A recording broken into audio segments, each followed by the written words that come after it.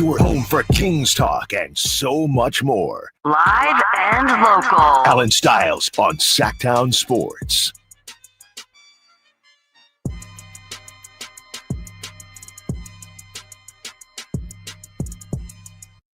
Yes. On a Thursday, Allen Stiles, Sacktown Sports, taking you up to 2 p.m.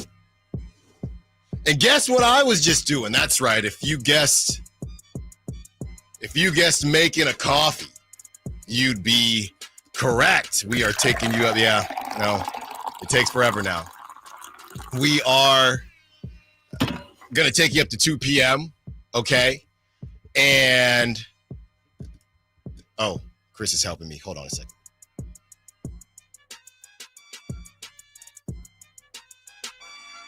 Chris Verlot is cracking up here. All right, taking you up to 2 p.m. Let's get on track here. This is what happens when I don't drink the herb. You know, slumming it back with the coffee. But we are taking you up to 2 p.m. And the reason I had to get right, and the reason I took it up to the very moment is because this show, and I'm not kidding you, this show is the most excited I've been for a show all week. Okay? You know I like my Thursdays. There's so much hope. There's so much feeling of happiness and joy as we are crawling to the weekend. Because the older you get, that's what you always joke about, right? When you were younger, I just like Saturdays. I want to watch my cartoons. I want to watch Hey Arnold. I want to watch Rugrats. I want to watch Ah Real Monsters. I want to watch Courage the Cowardly Dog. Okay, Ed and Eddie, Johnny Bravo. Then you get older, you don't really have time for that anyway. Thank you, Chris. You don't really have time for that anyway, right? So then you start liking Fridays because Fridays, you're getting out, you're getting lit, all this stuff. Then you get a little bit older and you're not really getting lit anymore. Then you start looking forward to just the idea of having a nice break, right? And long story short, that's why Thursdays are so filled with hope for me. So this is a Throw It Down Thursday. We got some throwback songs for you as well as we take you up to 2 p.m. Brett Siegel, and when I talk about why I'm so excited, just an all-star cast of guests today, okay? Brett Siegel joins us at 11, one of the hardest working writers right now in the NBA. There's a new, as I just gave that 5-minute clip, Brett Siegel just wrote another article. That's how many articles he's been putting out. And we got to thank him. We got to thank him for getting us through the summer. So Brett Siegel joins us at 11 o'clock. Brendan Nunez, it's just me and Brendan. It's a little date night, okay, for an hour. 12 to 1, Brendan Nunez. And y'all know I love when it's just me and Brendan because I'm very good, and hopefully he's not listening right now. I am very good at getting information out of Brendan that he possibly didn't want to say on the air. Okay? So 12 to 1, you will find out something. It might be past tense. It might be from previous iterations of the Kings team. But when I have Brendan on one-on-one, more often than not, he says something he wasn't planning on saying on the air. Okay? And obviously, Kyle gives me a look. Nothing crazy like that. But just a little, I didn't know that. You leave with a little bit more information after talking with Brendan for an hour when it's just an Allen Brendan date night. That's normally what happens. So you're saying on an Allen Brendan date night, you get Brendan to say and do things that you maybe weren't expecting. That's right. So that's coming up at 12. And Sam Amick dropped a heater on The Athletic. We have a couple notes on that for you in this segment because this is a commercial-free 30 minutes, which we do at the top of every hour. All right. And last but not least, Justin Moore, we still have that ticket giveaway. Look, this is what happens. I have Spotify. Okay, I know you Apple Music listeners out there, some of you are snobs a little bit. I have Spotify. I'm just used to it. Maybe I'll switch one day, but I'm just used to it. I clicked on Justin Moore because I was trying to get familiar with his music as we're doing the ticket giveaway. Now every time I open Spotify, it's my summer playlist and it's Justin Moore right next to me. So the song about the whiskey on a weekend, and This Is America, and this is what Little Town America. It's all over my Spotify now. Okay? So like I said, all you winners, let me know if what you're planning on doing beforehand, because you might find me there eating that ribeye at Hard Rock Live. So we're giving away those tickets at 1 o'clock. So we have Brett Siegel updates on Malik Monk, DeMar DeRozan, Jonathan Kuminga. That's kind of the three amigos right now in that regard. The Bucks are still looking for another dude. Why wouldn't that be DeMar DeRozan? Okay? Why wouldn't that be him? Kyle and Whitey trying to convince me on Olivier Maxence Prosper, and I'm, getting there. Slowly but surely, I'm getting there. Because Whitey is right. He is a Frenchman. He's kind of got Allen written all over him. Okay? So maybe they can convince me of that. As I mentioned, Sam Amick dropped that heater. It was kind of a combo heater that they dropped with Marcus Thompson and Frank Katz, a couple different guys to combine on that one. So we have those details for you coming up about 5 minutes. And last but not least, as we started this conversation yesterday, the A's are still doing it. Now the A's swept. So this is where we're at with baseball now that it doesn't matter. The A's swept. They continue to roll on.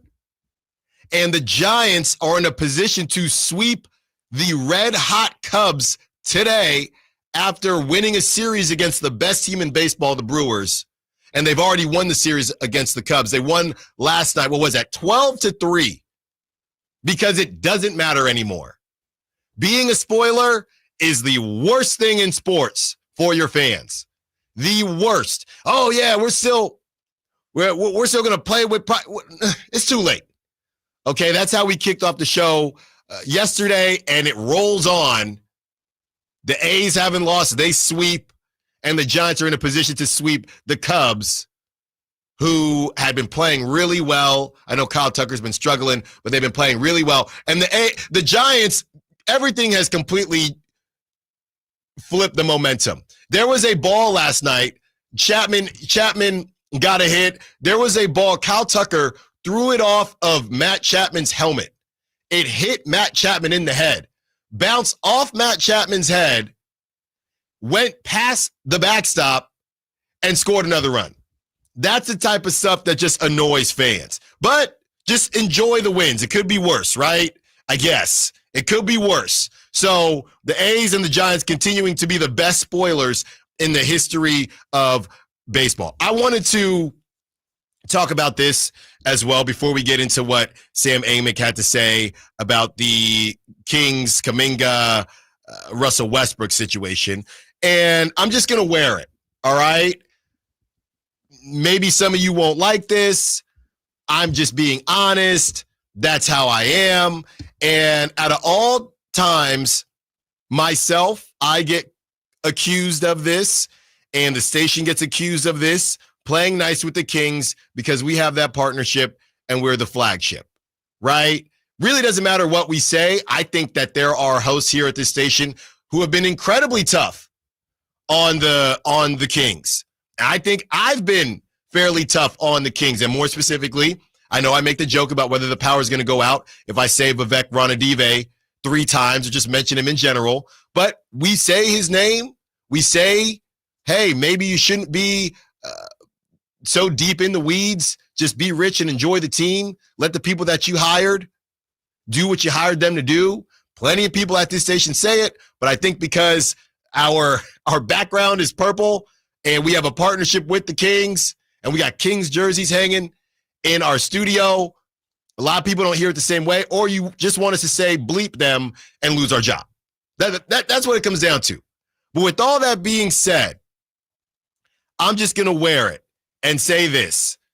Vivek Ranadive being out there overseas and supporting Dennis Schroeder during Eurobasket as Germany won, and Dennis Schroeder has looked great.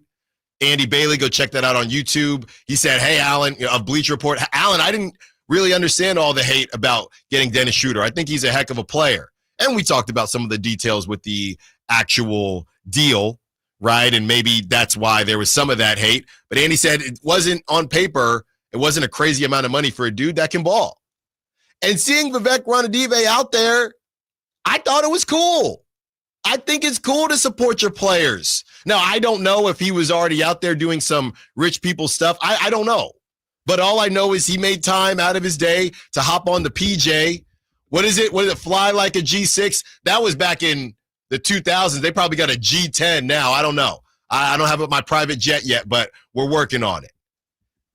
But it was really cool to see Mr. Vivek Ranadive out there supporting Dennis Schroeder. And I'm not saying that because we're the flagship. I'm saying that because I think it's cool, right? That doesn't mean I have to like some of the other decisions that he's made, and I probably won't like some of the decisions that are about to be made, more likely than not. But I can compartmentalize. I can separate and say, hey, he's out there supporting the guy that he just signed. I think that's pretty cool. And I do feel like in a lot of ways, I got to be careful here. In a lot of ways, the things that happen, they're not necessarily in the intent is not to stink, or the intent is not to annoy fans, right? That's what ends up happening in a lot of these situations when it comes to front office decisions and trading players, but they think they're doing the right thing. They wouldn't do it if they didn't. They're not intentionally doing things incorrectly. Now, I know that doesn't go very far if you are in the same spot. And I know somebody that counter to that would be, well, if you really wanted to do what's right, then you swallow it and you go ahead and you tank, right? But on the other side, in his mind, I think it's better to put what we believe to be a winning product out there, right? So you don't have to agree with it, and you can feel like I feel and say, yeah, and other people at the station, yeah, I don't think that the Kings should have moved De'Aaron Fox the way they moved it. Yeah, I don't think he should meddle as much. The same way, and I only say this team because I was out there and it's pretty well known with this whole Kuminga thing, the same way Joe Lacob meddles too. They're meddlers out there. Jerry Jones is the worst meddler, but a lot of these owners, they meddle. Matt Ishbia, they meddle, right? Matt Ishbia maybe doesn't meddle as much, but then he does because he'll hire people that he went to school with, right? They meddle. That's what they do. But I do think that in all of the meddling that happens, it's still pretty cool that he's going out there to support his guy. And that is not, I did not get a Venmo. I did not get a Cash App from the Kings for saying that. Trust me, I wouldn't tell you if I did, but I didn't. And that's just how I felt. Honestly, at first, I thought there's so much fake stuff going around social media. I saw that, and I thought it could have easily been from, I don't know, some random rendezvous 5 years ago. So I literally went to Vivek's Instagram to double check that it was real, and it was. And I thought it was cool. I mean, Allen pretending like he doesn't follow Vivek's Instagram. I don't. I mean, come on. I do not. Okay? So I just wanted to give credit where, see, if you will know when I'm actually giving the Kings and ownership credit, because I'll be very clear about it, right? So I'm not, like I said, I can compartmentalize. You should be able to compartmentalize, and he does care. There's some owners that just don't care, right? It's the way that they care. That has been the problem. You can care in certain ways. The way that he has cared as of late has not helped the team. You can care without meddling. That's where we need to get to. We're not telling you not to be out there at Eurobasket with Dennis Schroeder. We're telling you maybe not make your GM make certain moves. Allegedly. We'll never know. Go read the Athletic article. Or we will. Maybe someone will report it. It was already kind of reported. But, hey, until I have a straight-up conversation, they're just reports. Okay? 916-339-1140. Let's get into what the Athletic had to say. This is a combo situation with Sam Amick and the crew, and this is what Sam Amick had to say about basically all of the King stuff in general. Here's the clip. The Warriors, who so badly need Kuminga to accept their offer as an avenue to a significant salary slot for trade purposes down the line, will want to know how much money they have left to pay players like Al Horford, DeAnthony Melton, and GP2, who have been waiting in the free agency wings.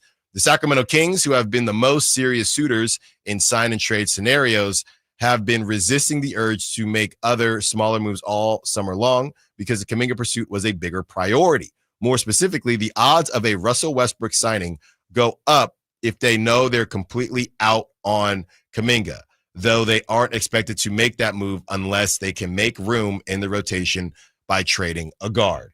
So that report from Mark Stein earlier this week about, because I think he dropped it on Sunday, about the Kings looking for other avenues. That's not to say that's not true. That avenue just has to require a guard, and that's what it's always been. And that's really all the Kings have available that anybody else would want, whether it's anybody outside of Domantas Sabonis, but LaVine, DeRozan, who can play both, but LaVine, DeRozan, and Malik Monk. That's it. We've known what this has been the whole time. So the fact that Russell Westbrook isn't signed yet, does it kind of mean that the Kuminga situation isn't dead? Or does that mean that, well, the only way we can get a guard off of this team that we see right now is via the Kuminga trade? So everything is still just kind of frozen. Everything is in limbo. Honestly, it's a little bit like my situation right now waiting for baby number 2. We're just kind of waiting, right? And they have a date. We have a date. I think their date is a bit firmer than ours, but it's the same idea. We're just kind of waiting. We know something is going to happen, and there are going to be a lot of things that change after that something happens, but we don't exactly know when it's going to happen. That's exactly what this is. The Kuminga situation and baby number 2, all on the same page. We're just waiting. So, and we've been waiting. But as far as the Russell Westbrook stuff is concerned, and I'm not going to bag on Russell Westbrook, those super fans that wanted to, harass me the last couple weeks, but I think we can close that chapter of the book that Russell Westbrook had other offers. I think we can close that chapter of the book. I think it's pretty clear nobody else called. It was Sacramento or nobody, and he was Sacramento's second option. Yeah. I think that's pretty clear. And I know the Ramona Shelburne article that came out during the playoffs, and I wasn't a fan of that timing, but maybe there is something to that. It could be a combination of they know, right? Very similar to different drafts. Now, this happens the most in the MLB draft because they still have the most rounds, even though they used to have 40 back when I was playing. Now they're down to 20, but they will reach out to someone and say, hey, especially now with only 20 rounds, hey, do you plan on, what is your plan on signing? Do you have plan on signing, or are you just going to go to Stanford? Are you just going to go to USC? Let us know, because we don't want to waste a slot on you if you're not going to sign. So in that same way, could it be that some team said, we're not calling Westbrook because we know that he's not going to want to play 5 minutes. So we're not even going to give him the chance to try to say the right things. We're just not going to call, because that's basically what the thought is. Honestly, and I hate to put him in the same conversation, it's the same thought process of the backup QB, right? And I hate saying that because people did that with Trey Lance, right? To this day, people will say that Trey Lance was traded because he was a distraction. And I hate that word distraction because it's a negative connotation. But you can be a distraction for different reasons. Cam Newton, same thing. Johnny Manziel, same thing. Shedeur Sanders, same thing. All different reasons, but that same word that I hate using. Trey Lance, I heard Trey Lance say about 3 words while he was in Santa Clara. About 3 words, Trey Lance. But he was a distraction, not because of how he was acting on the bench, but because he was a top 3 pick, and they gave up all this stuff for him, and it didn't work out. So, hey, Kyle Shanahan, Trey Lance didn't get that many reps. What's going on there? Hey, Kyle Shanahan, he hasn't been with the first team. What's going on there? So he was a distraction, not based on himself, but based on where he was drafted. Russell Westbrook might be seen as that, and he has that reputation. They're different teams. Man, I wouldn't mind bringing in Russ, but come on, dude. The first day, he doesn't play at all. We try to give him the Chris Paul treatment. He might say he's cool with it now, but I don't know. You know how Russ is. That's how he's always been. So maybe it wasn't a matter of Russ saying no to these teams, but look, Russell Westbrook is not going to want to go out to enter whatever Eastern Conference team. At this point, does Russell Westbrook want to go to Detroit? I know they made the playoffs. He want to go to Detroit and play 5 to 10 minutes? And Detroit, from their end, do we really want to bring in a Russell Westbrook? Could we use Russell Westbrook? Sure. He could play and make for us, but do we want to deal with that? So, breaking down everything that we've seen, it's not terribly surprising. Not based on Russ necessarily saying or doing anything out of pocket, but it is the Russell Westbrook experience. And a lot of teams, basically 29 teams, decided we don't want to sign up for that for whatever reason. The Kings are willing to, but something else is going to have to be moved. And the more this comes out, the more I'm thinking to myself, well, you better go get Kuminga. You better not move Malik Monk for anything else other than Jonathan Kuminga, unless there's an even bigger name out there. But trying to finesse things around or move Devin Carter to bring in Russell Westbrook, I don't know. Is the dog mentality worth other things that could come with it? I can't answer that. I can't answer that question. Scott Perry right now feels like he can. And the conversation of, okay, well, if they don't move Malik Monk, could they just waive Terrence Davis? It sounds like from Sam Amick, compared to what the Steinline said, it sounds like, Kyle, as of 10:23 on August 28th, it sounds like they don't want to do that. It sounds like they know that they are self-aware enough to know that won't fix anything. That's what it sounds like. But I don't know. I mean, maybe, but they make the point in the story, like, the pressure really doesn't get ratcheted up till mid-September. Mm-hmm. So maybe you mentioned it, that's where it stands at 10:23 on August 28th. Yeah. What does that look like on September 15th? What does that look like on September 22nd? What does that happen a week before Media Day? It might mean something completely different. Yeah. What we are still trying to figure out is straight up, Russell Westbrook, is it contingent on the Kuminga deal, right?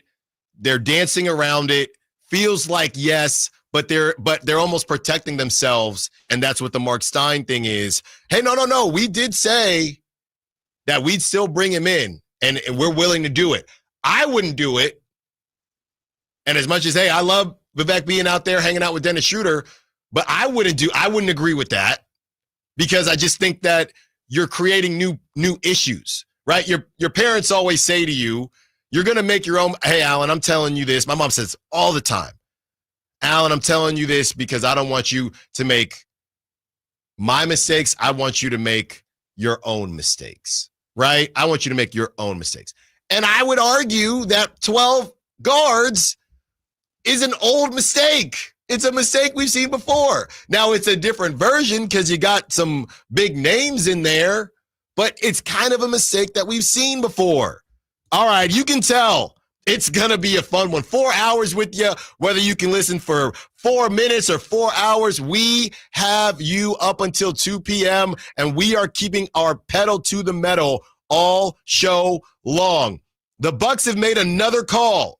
Will they stop messing around and call for DeMar DeRozan? Maybe they already have. And Sam, we see you. We'll get to you on the other side. Allen Stiles, Sacktown Sports. Sacramento weather is brought to you by Future Ford. I'm Tamara Berg in the KCRA3 Weather Center. Welcome to your Thursday. Stepping outside, it's comfortable. We have a little bit of a delta breeze around. Into the afternoon, expect to have mostly sunny skies, light winds. It's going to feel warmer. Highs today expected in the lower to mid-90s. Get the latest forecast on the KCRA3 News and the KCRA3 app. It's the final days of Summer Closeout 25 at your Future Ford dealers. Get closeout pricing on F-150, Bronco, Explorer, Mach-E, and more. But don't wait. It all ends Monday at Future Ford Lincoln in the Roseville Auto Mall and Future Ford of Sacramento at I-80 in Madison. Why choose a Sleep Number smart bed? Can I make my site softer? Can I make my site firmer? Can we sleep cooler? Sleep Number does that. Cools up to 8 times faster and lets you choose your ideal comfort on either side. Your Sleep Number setting. It's the Sleep Number biggest sale of the year. All beds on sale up to 50% off the limited edition smart bed, plus free premium delivery with any smart bed and adjustable base. Ends Labor Day. All Sleep Number smart beds offer temperature solutions for your best sleep. Check it out at a Sleep Number store or sleepnumber.com today.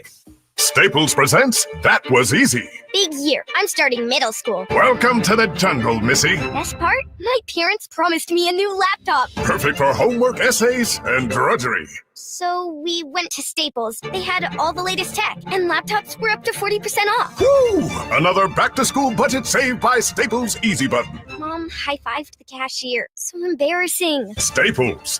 That was easy. In-store, online, and on the app. It's 9/13. Select models only.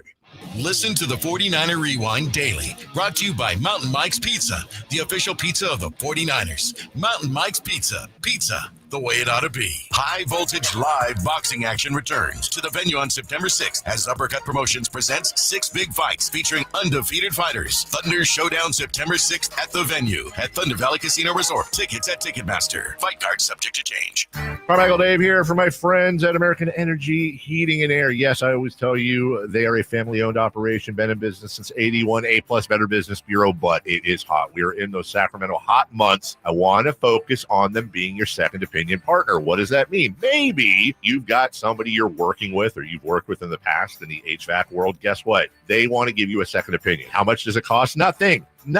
You call them up and say, hey, can I get a second opinion on this deal? They come out and they either say, wow, that's a great deal. You should feel better about that. Or they say, we can beat that price. And usually they're going to beat it by a lot. Guess what? You just saved money and it didn't cost you anything to find out. It's a no-lose situation. Go with a trusted company. American Energy, 916-520-9990. That's 916-520-9990 or AmericanEnergyAir.com. Jingle Singers, take it away. Call 916-520-9990 now. Thunder, feel the thunder. It's the energy all around you. Lightning and the thunder. The thrill of the moments to come. The flash of lights. The rush of pure exhilaration. Thunder. The roar of the crowd. See it, hear it, feel it. Thunder, feel the thunder. Lightning and the thunder. Thunder Valley Casino Resort. Feel the thunder. Elk Grove Honda is proud of Honda's lineup of trucks and SUVs offering compatibility and versatility to the core. From the all-electric Prologue to the Pilot, Honda's most rugged SUV, and from the Street Smart CR-V to the Ridgeline's truckload of capabilities, Honda's lineup also includes the Passport, designed for adventure, and HR-V, just as smart as it looks. See the exciting new models at Elk Grove Honda in the Elk Grove Auto Mall, Highway 99 at Elk Grove Boulevard. I gotta get an Elk Grove Honda. For over 90 years, Haken Oaks has partnered with the biggest brands in golf to bring cutting-edge technology to your game. Our one-of-a-kind total game fitting offers a level of experience and precision that is unmatched. From driver to putter, footwear to golf balls, our TrackMan-powered performance studios, 3D footwear scanner, and Ping's Ballnamic ball fitting kiosk ensure every piece of your gear is tailored to your swing. Trust the experts at the Haken Oaks Golf Super Shop. Total game fitting starts here. Popping bottles in the ice like a blizzard. When we drink, we do it right, getting slizzard. Allen Stiles. Watch the show on youtube.com/Sacktown Sports 1140. Or listen on the Sacktown Sports app. Got to give a shout out to Whitey Gleason. Just got this text, and you know how it is. I was on Crosstalk, and it's not breaking news. It's similar to what we heard from Mark Stein. No, it's not. It's similar to what we heard from Mark Stein because Mark Stein and Jake Fisher, they work together okay, on the Stein line. So this came out about an hour ago, and Jake Fisher is reporting that Devin Carter is more likely to be moved to facilitate Russell Westbrook signing than Malik Monk. Now, if you remember the beginning of the week, we had this from Mark Stein where he said Malik Monk's been a model citizen, all that jazz, right? Whatever that was. It was the baby. No, it wasn't like that. Okay, I was just trying to be nice. Okay, I was just trying to be nice, and it was a misunderstanding. Okay, and he embodies Sacramento, and he embodies Sacramento, which also kind of meant that the Kuminga thing was cooked. To be honest, that's how we took it. And Brett Siegel joined us in 30 minutes to break all this down. So there were a lot of ways you could take the timing of Mark Stein's report and where he could have gotten this information. Now we're seeing from Jake Fisher something very similar and almost a follow-up to what Mark Stein said, because Mark Stein says other avenues to bring in Russell Westbrook. Now Jake Fisher is expanding on that, saying those other avenues could be Devin Carter. So Kyle and I, just during the break, were playing around with that conversation we had about a month or so ago. Just swap Dalton Connect for Devin Carter. If the Lakers would be into that, I don't know, but I am curious. Number one, you're giving up on Devin Carter, and I'm not going to try to sit here and say that I've been a Devin Carter aficionado and I'm the Devin Carter cheerleader. I'm not saying that, but the reality is you are giving up on Devin Carter at 23 years old for Russell Westbrook. I do think you can have a take and we had this take earlier this week. If you're Allen Stiles, and whether you get Dalton Connect or not, which is who you initially wanted, you can be Allen. You can have the Allen Stiles take and say, I'm not that high on Devin Carter, but I don't know that I want to lose Devin Carter for a year of Russell Westbrook. And only get back 2 seconds for him. So you're thinking it would be, well, what do you mean 2 seconds? Well, what are you getting back in a trade for Devin Carter? Oh, yes, for Devin Carter. Yeah, I don't know. I thought obviously Chris Boucher just got signed, so it wouldn't be, but is it a 4 that's better than Dario Saric? Well, I don't know. Because here's the situation, right? Devin Carter only makes like $2 million. So you can't match salaries with any player that's not on a minimum contract. Right? So you're either getting another person who's on a rookie deal that's flamed out with another team, a guy on basically a minimum contract, or you're just trading him for picks. And at this point, we talked about, I can't remember which story it was, that was like, if we redrafted right now, Devin Carter would not be a top 20 pick, right? So might have been Sam Vecini. Yeah.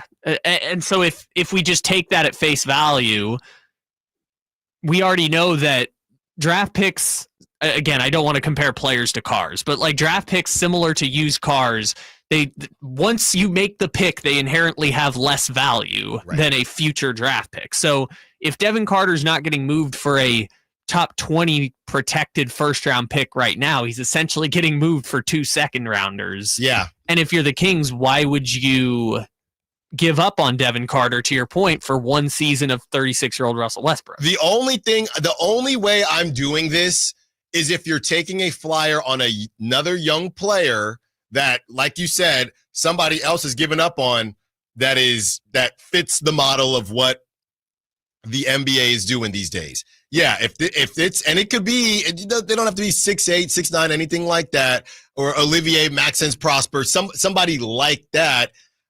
Maybe that could work. I don't know how much Olivier's getting paid, but that's something like that. Okay, but for 2 seconds for a year of Russell Westbrook, that is making me scratch my head. And I'm not even the biggest Devin Carter guy. It's not that I was the biggest Devin Carter guy. I just haven't really seen him play. I wasn't watching his tape because I didn't think they'd draft a guard. Then they drafted a guard and he was injured. So I don't really know that much about Devin Carter outside of what we've seen. And he's shown a couple flashes. And even myself, I'm not sure about moving off of Devin Carter and we don't even know if it's 2. We don't know, right? A couple seconds, maybe, and for a year of Russell Westbrook. Well, we talked about it earlier too. Cam Whitmore went for 2 seconds, and he is. So how in the world is Devin Carter going to go for 2 seconds? It's tough. That's why I said earlier this week when we were talking about Mark Stein's report that they're moving on from Monk. At this point, I'm not saying you don't have to reevaluate in a few months, but at this point, you might be better off just having Devin Carter sit on the bench and go play in Stockton than just giving up on him for a second-round pick. If his value truly is this low by the combination of injuries, age, everything else, if his value truly is that low, then you're just better off having him sit on the bench and maybe earn his keep if someone gets hurt. That's because you're still. We're going to take this call from Sam, but you still have Malik Monk, so you're still having a bunch of dudes fight over guard playing time. 916-339-1140. Let's talk to Sam, who wants to talk Vivek, as I gave him, some flowers in the first segment. What's up, Sam? What you got for us? All right. Well, before I get underway, I'm going to think to myself, does Monk has more upside currently than what Devin Carter may have upside? Because I'm not sure if Devin Carter's peak is going to be much more than what we see. So that's yet to see. Sure. Number one, people ask the question. I'm going to answer 3 questions if I'm an owner. So I go by the Sacramento Kings for an example. First question is why did you buy the Kings? Well, my answer is going to be because I can and I have the money. Right. Number two, are you going to meddle with the Kings' affairs? And go back to answer number 1. Number 3, if I see a $300 million player, you don't bet that I'm not going to be questioning what's going on.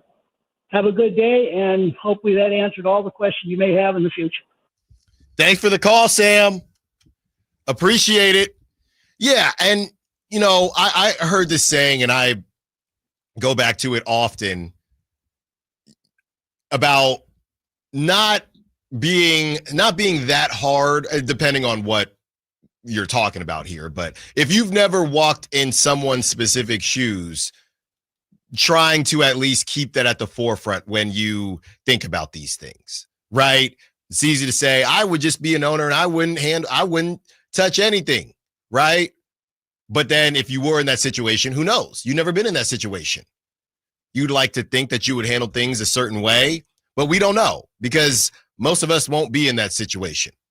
So I hear what Sam has to say, and that's why, in my opinion, look, we can be hard on them in certain regards when it's necessary, but in others, just make sure that it's a balance. And for me, I thought it was cool. I mean, he put it on his Instagram, Dennis Schroeder hanging out there, and for Eurobasket, I think that is a cool thing for an owner to do. That has nothing to do with how I feel about some of the other moves that were made and some of the reports and I guess theories that he was behind. Vivek was behind some of the moves that the Kings have made, more so than the front office and the GMs and the assistant GMs and the people that he hired to make those decisions.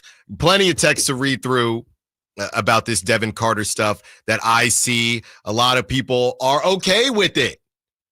And who would have thought today, of all days, on a Throw It Down Thursday, who would have thought I would be the one defending Devin Carter and keeping him on the Sacramento Kings? I'm up against all of y'all right now, but I love it. 916-339-1140. Let's continue the conversation.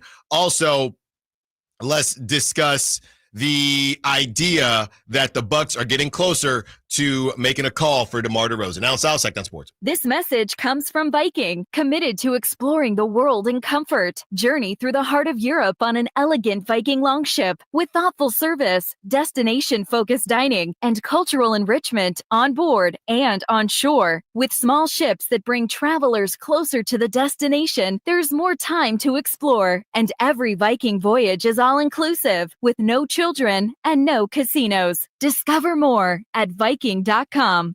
This is the story of the one. As a safety manager at a manufacturing plant, he does everything he can to keep his coworkers safe. From finding ways to reduce risks to keeping safety supplies in stock. And for that, he relies on Grainger. Grainger offers a broad range of quality products in next-day delivery, so he can always play it safe. Call 1-800-GRAINGER, click Grainger.com, or just stop by. Grainger, for the ones who get it done. If you're 55 or older and into that whole saving money thing, T-Mobile has an exclusive phone and internet bundle just for you. Right now, get 2 unlimited phone lines plus 5G home internet for just $30 each per month with autopay, plus taxes and fees. And with 5G home internet, setup is easy with just 1 cord and no technician needed, which is great if you're also into that whole keeping it simple thing. Switch now and experience the best mobile network in the U.S. Visit your local store to start saving. T-Mobile, it's better over here.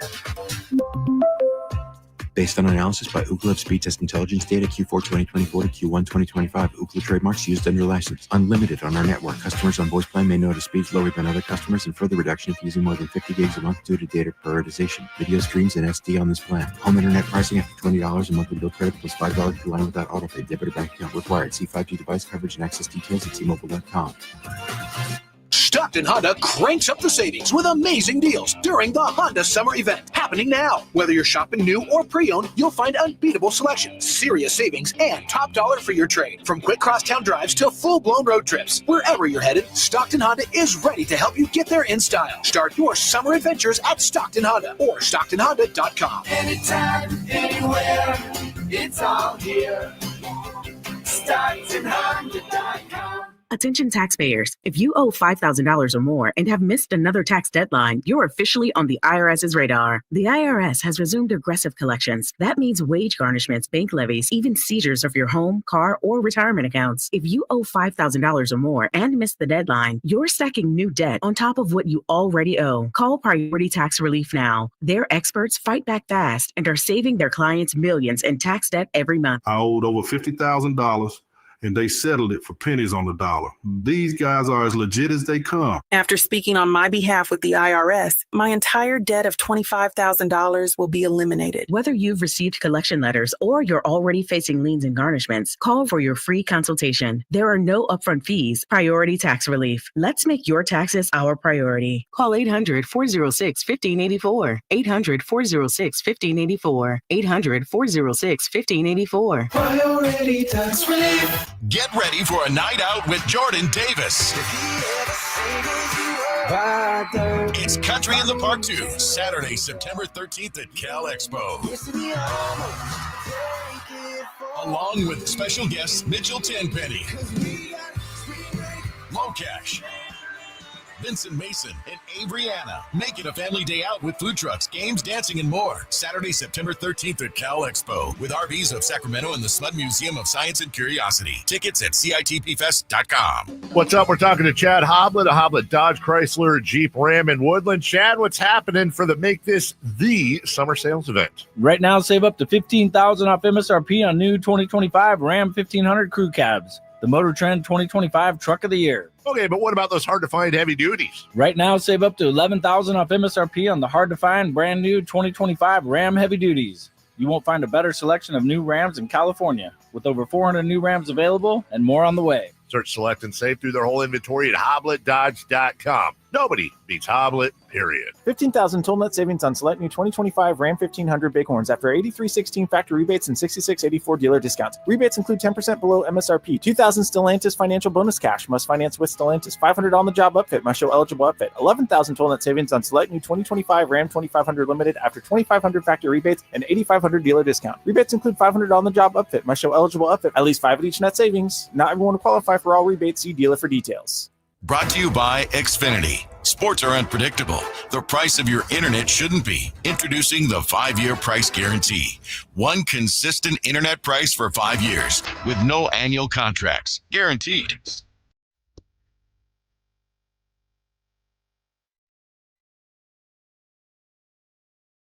Live and local. It's Allen Stiles on Sacktown Sports.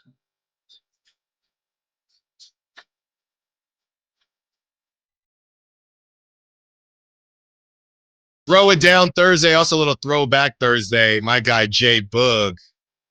He's going to be out here end of the month for a music festival, reggae music festival.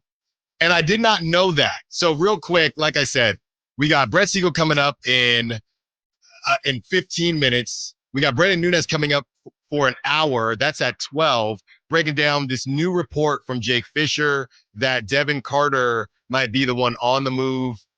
Could it be for a couple second rounders? Could it be for a 20-year-old Chris Boucher? That's what we're trying to figure out. Okay, as somebody else that their team has given up on them to open up that guard spot. So it can just be a Spartacus battle at the 2 position for the Sacramento Kings. But I had to, the reason I'm playing this song, Kyle, the Little League World Series is over. Chinese Taipei, they destroyed everyone. Okay, they had the dude throwing, the kid throwing 82. Okay, it was ridiculous. But before the games start, they do their intros, right? And the intros are, hi, my name is so-and-so, and my favorite artist, and there's a bunch of Adam Sandler notes as well. Shout out Adam Sandler, I guess, and I'm glad that he is timeless. But this kid, the Hawaiian team pops up. Now, J-Boog is from SoCal, but obviously very islandy. He's Samoan, and I believe that this music video was set in Hawaii. Hawaiians they just seems like it's a very islandy feel, and a lot of his connects are to Hawaii, right? So when they're going through my favorite artist, my favorite comedian, all this stuff, this kid, now I don't know, maybe they had it right. And this is very much a Throwback Thursday situation. This kid says, and my favorite music artist is J-Boog. He says his favorite music artist is J-Boog. And the picture that pops up, it's so niche that I couldn't even tweet this. The picture that pops up is J-Boog, the backup singer from B2K, whose name was also J-Boog, but I'm about 99% sure that kid did not mean the backup singer from B2K. So it was some random intern that just Googled J-Boog and saw a picture of J-Boog, the backup singer from B2K, the boy band from the early 2000s, and he probably watched that back thinking, who is that? Who is that? Well, no, here's the thing, though, is that they just reuse the same graphics over and over again. Yeah. So no one noticed the mistake except you because they kept doing it. Yeah, they thought, hey, I guess he's not an Omarion guy. He likes J-Boog. I just thought it was hilarious, and I had to rewind it. I'm like, is that the dude from B2? That is not who he. Now maybe it is, but it's the Hawaiian team. But how obscure would it be if this kid? Actually, I do like the backup singer from B2K. No, but a 12-year-old kid from Hawaii. It's not, again. You're talking about an artist who was popular 20 years ago. Yes. J-Boog's a little bit of a throwback, yes, but that makes more sense because he's, it's very Hawaiian, theme vibe to it. Yes. That makes more sense than the backup singer from a boy band from 20 years ago, and the kid is 12. Yeah, I know. So I had to play it on this Throwback Thursdays, this Throw It Down Thursday. Sorry, Little League. I'm pretty sure, and ESPN, whoever, pretty sure that was the J-Boog that my guy was talking about. So shout out J-Boog. He's going to be out here in Sacramento, which I just found out. End of September, probably too soon for us to pop out. With number 2 will only be a couple weeks, so I don't think so. Both of you, yes. But if you want to be a great father, you could. Hey, do you want to go? Yeah, exactly. Yeah, well, we'll see how that goes. 916-339-1140. Okay, so Brett Siegel's coming up in about 10 minutes. We had this report come through as everyone is just lining up to say that they are interested in Anthony Simons, and the Bucks are the latest team. This is from Sam Amico. The Milwaukee Bucks could attempt to trade for Anthony Simons before training camp. All right. So multiple teams have at least said they're interested in Anthony Simons because that's what it is with these kind of high volume 2 guards. Everyone's kind of interested, but nothing really comes of it, right? Or it hasn't yet, but now the Bucks are interested, and we are getting closer, Kyle, to the Bucks just calling the Kings. And I'm not saying I want Kyle Kuzma to come to Sacramento, but It's going to happen. I've been calling this, and maybe they already have. And Scott Perry said, no, I can't bring Kyle Kuzma in here because that's what it would have to be. Maybe they already have called the Kings. But if not, they're making their way down the list. And DeMar DeRozan, possibly Malik Monk, it's coming up, Kyle. Because every week the Bucks have called somebody else. And I keep telling y'all, they're not done. They're trying to do something. So this Milwaukee thing is probably going to happen when I'm on paternity leave. But there will be a report that the Bucks have contacted the Kings. So you know that meme with the kid at Five Guys where it's like he wanted blah, blah, blah, but he didn't have blah, blah, blah. Yes. So whatever, you get something else. The Milwaukee Bucks are they want Norman Powell, Anthony Simons, but they ain't got Anthony Simons prices. So DeMar DeRozan it is coming up. And I'm not saying DeMar DeRozan's better than those players. He's just older and on less lucrative of a contract. Yeah. But this is a good time to remind everybody that the Milwaukee Bucks have no draft picks. They have none. They can trade a 2032 first-round pick. That is the only thing the Milwaukee Bucks have to trade at this point. So there's nothing they can offer other than Kuzma and one of their young players, which aren't actually that. No, they just looked really good against the Kings when they got smacked to end that win streak. Yeah. That's the last time I heard about AJ Green. Whatever, Jackson. Yes. Like that. Again, those players. Is it Andre Jackson? Is it Andre Jackson Jr.? Those players aren't inherently that valuable. But to Sacramento, it's like, whatever, we're just trying to move DeMar DeRozan potentially for anything. If they are, like I said, Sacramento might not have picked up the phone. They might have not picked up the phone. Now, or maybe it was Malik Monk and the Bucks were like, we're actually good on Malik Monk. Maybe it would be tougher because Kyle Kuzma makes more money than Malik. If we did this exercise last week, it wouldn't be as easy. DeRozan, it would be easy. The problem with Kyle Kuzma, among other things, and being an F according to B-Ball Index, is the 2 years. I think the Celtics would say, well, bleep it. Anthony Simons is on 1 year. Kyle Kuzma is on 1 year. It's going to expire. They're both going to expire. But the Celtics probably say, well, no, because we don't want 2 years of Kyle Kuzma. Yeah, that's the problem. And if we can get even protected the Bucks 2032 first, then awesome, we'll take it. But I just don't think that's realistic right now. Even if you're Milwaukee, why would you trade, unless you're going to get like pick protections, why would you trade a first-round pick when Giannis is going to be 39 years old for Anthony Simons? Yeah. That seems like such a buy low decision. It seems like a very frantic decision, which is what I've been preaching about the Bucks. Look, I know it's 2 years, but I guess you could make the argument that if they traded for because he would be expiring. It's 1 year is not 2 years, don't get me wrong. But since this year is kind of cooked anyway, right? If I'm the Celtics, fine, give us Kuzma. We know his value is trash, right? We know his value is trash. We move off of Anthony Simons. Maybe Kuzma playing with no expectations kind of finds his footing. And now you'd have Kuzma now the next season going into 2027 with Jason Tatum coming back. Maybe Kuzma has built up a little bit of his cachet back, and now his contract is expiring.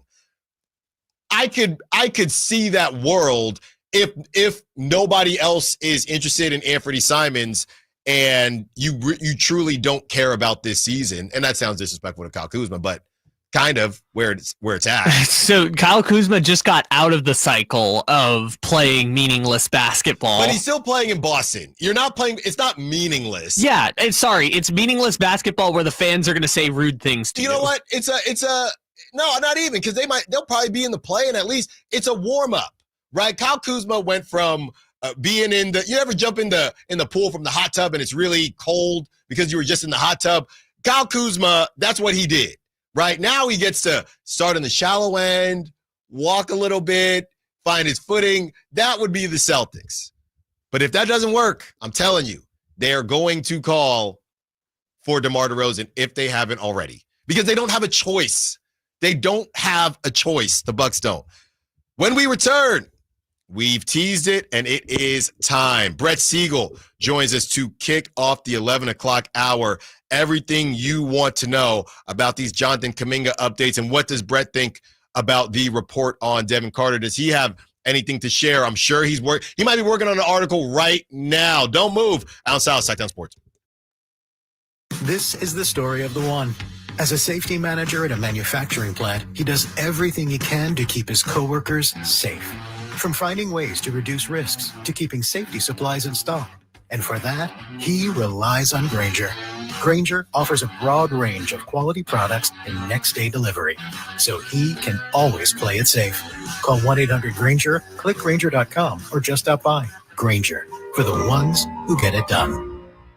I'm with Vince Bloom, General Manager and Big Guy at Folsom Lake Dodge. I think you mean the summer deal guy. Vince, the summer deal guy. And why's that, Vince? Because summertime means the deals are heating up at Folsom Lake Dodge. I'm talking hot deals you don't want to miss. I know what you mean. During the Make This the Summer event at Folsom Lake Dodge, I see you can save over $15,000 off a new 2025 Ram 1500 Bighorn Crew Cab 4x4. Over $15,000. But that's not the only summer deal at Folsom Lake Dodge. Far from it. I see the summer deal guy is also offering deals on all their Chrysler, Dodge, Jeep, and Ram vehicles. I am. Hot summer deals on everything? This really is the summer. Exactly. Save over $15,000 off a new 2025 Ram 1500 Bighorn Crew Cab 4x4. At Folsom Lake Dodge. In the Folsom Auto Mall and online at FolsomLakeDodge.com. Discount includes 1,000 West BC SFS retail bonus cash, 1,000 West BC SFS bonus cash, national snackable 20% below MSRP, retail discount $59.91. One at this net discount. Sample VIN SN772855 expires 9/2/25. Come check out Capital Casino, Sacramento's #1 poker room with the most variety of table games in the region in a safe and friendly environment. Plenty of well-lit parking available, conveniently located in downtown Sacramento. And remember, Capital Casino has the best food, the best service, and the best action. 411 North 16th Street in downtown Sacramento. For more information, log on to capital-casino.com, and please gamble responsibly. 1-800-GAMBLER. Mike Rowe here with a quick question. Is your concrete sinking? Whether it's your driveway, sidewalk, or patio, those uneven surfaces are not just ugly, they're dangerous. That's where Groundworks comes in. They use state-of-the-art concrete lifting solutions to prevent tripping hazards, and they're the best at what they do. Schedule your free inspection at groundworks.com/row. And while you're there, check out my latest dirty job. It's a good one. Licensed in all states where work is performed. See website for details. This 49ers Red Zone Report is being brought to you by Mountain Mike's Pizza. Pizza the way it ought to be. Uiagalelei throws it and picked off at the 20, the 10, into the end zone. Touchdown, Curtis Robinson on the pick six, and the house call gives the Niners the lead. 2nd and 13. Rolling right, Carter Bradley looking to the end zone. Tariq Owens has a touchdown. Where's Joe Starkey? Owens. Ready, set, win big. When the 49ers win, you score. With 49% off any large pizza, only at Mountain Mike's Pizza. Celebrate every game day with your favorites from our legendary crispy, curly pepperoni, bold sauced up wings, garlic butter drenched sides, and gooey sweet desserts, all hot, fresh, and built for a Niners victory. Download the Mountain Mike's app, join Mountain Rewards, and turn every Niners win into a pizza party. Let's go Niners. Mountain Mike's Pizza. Pizza the way it ought to be. Get ready for a night out with Jordan Davis. It's Country in the Park 2, Saturday, September 13th at Cal Expo. Along with special guests Mitchell Tenpenny, Low Cash, Vincent Mason, and Averyana. Make it a family day out with food trucks, games, dancing, and more. Saturday, September 13th at Cal Expo with RVs of Sacramento and the Sled Museum of Science and Curiosity. Tickets at CITPFest.com. KHD1 Sacramento, KYMX HD3 Sacramento. Your flagship station for the Beam Team. From the Power Business Technology Toshiba Studios. This is Sacktown Sports 1140.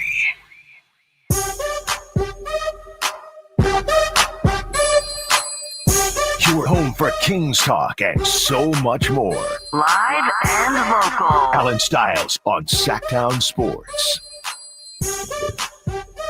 Taking you up to 2 p.m. is a Throw It Down Thursday, also a Throwback Thursday, and Kyle has got the memo with that one. With Yeah by Usher. Taking you up to 2 p.m. And as promised, so we had to move it up a day. Okay, normally we have Brett Siegel on Fridays, but we moved it up to Thursday today because, and Brett, I don't even know if I told you this because I know you're always running around and we were joking earlier that you've made the summer much easier for us out here in Sacramento. But yeah, I'm expecting baby number 2 whenever. Okay, due on Wednesday, Brett. So the next time you're on the Allen Stiles Show for about a month, it might be somebody else. But thank you for joining us.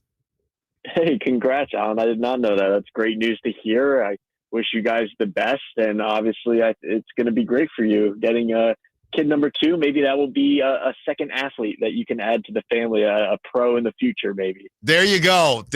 Appreciate it. Brett Siegel of Clutch Points. And Brett, let's start here. You've been working your tail off, and like I said, we appreciate it. What are the chances, Brett, when it comes to the Kuminga situation? What are the chances, as far as what you're hearing, that the Warriors could change their offer? Are they okay with the with just going with the $7 million, right? Or could they change the offer and say, all right, fine, Joe Lacob wants to do it, let's just do it? Or will they settle on the qualifying offer and let Kuminga basically walk for nothing? I think that's the final question that we're kind of waiting word on, and we'll get a little bit more clarity on after Labor Day and entering that second week of September of will they change their offer? Because right now there's 2 paths out there. There's the path where Kuminga can take the 2-year, $45 million deal that has a team option, and he would waive the no trade clause he would get. So far, Kuminga has completely shut that down, saying that is not a deal he wants. He won't be accepting that. And if that's the only offer they give him, he will be forced to take option number 2, which is his qualifying offer, and return to the Warriors on a $7.9 million qualifying offer for 1 year. They won't be able to trade him. He'll have a no trade clause. It will create a very toxic environment, given that he's basically given the middle finger to the organization in a sense, and saying, I'm just going to enter free agency in 2026, regardless of what you guys think. So those are the 2 paths right now. Whether or not the Warriors will change their offer, that's what we want to know. And I think that honestly, if they change it slightly and just make the team option a player option instead, or guarantee that second year, it gives Kuminga a lot more optionality, because he does want to become a free agent. He wants to capitalize on the fact that there's going to be a lot more money in 2026. There's going to be a lot more teams that could potentially have interest in him, with some other organizations having veteran contract expires, and then obviously more room to maneuver the cap and the first and second aprons to sign him. So that's really where Kuminga and his camp are at this point. He understands that a path to returning to the Warriors is what's going to happen. There's no sign and trade talks. He's going to be on the Warriors roster. It's just a matter of, will it be on a contract that the Warriors could potentially trade and make him happy to become a free agent in 2026? Or will he take less money to just truly enter free agency pretty much a year early on that qualifying offer? Talking to Brett Siegel of Clutch Points, national NBA insider and reporter. So I think you may have answered my second question, Brett, because there are a lot of different reports. We'll talk about Devin Carter and what the Steinline has had to say, but there are a lot of different reports when it comes to Russell Westbrook and his connection to the Kings, and whether or not they're able to acquire Jonathan Kuminga, and in that situation, move off of Malik Monk. Are the sign and trade deals as close to officially done as they could be? Obviously, they don't have to officially say anything, but are they as close to officially done as they could be for the Kings and anybody else that may be interested? I know the Suns were involved. So is that completely cooked? Is that done?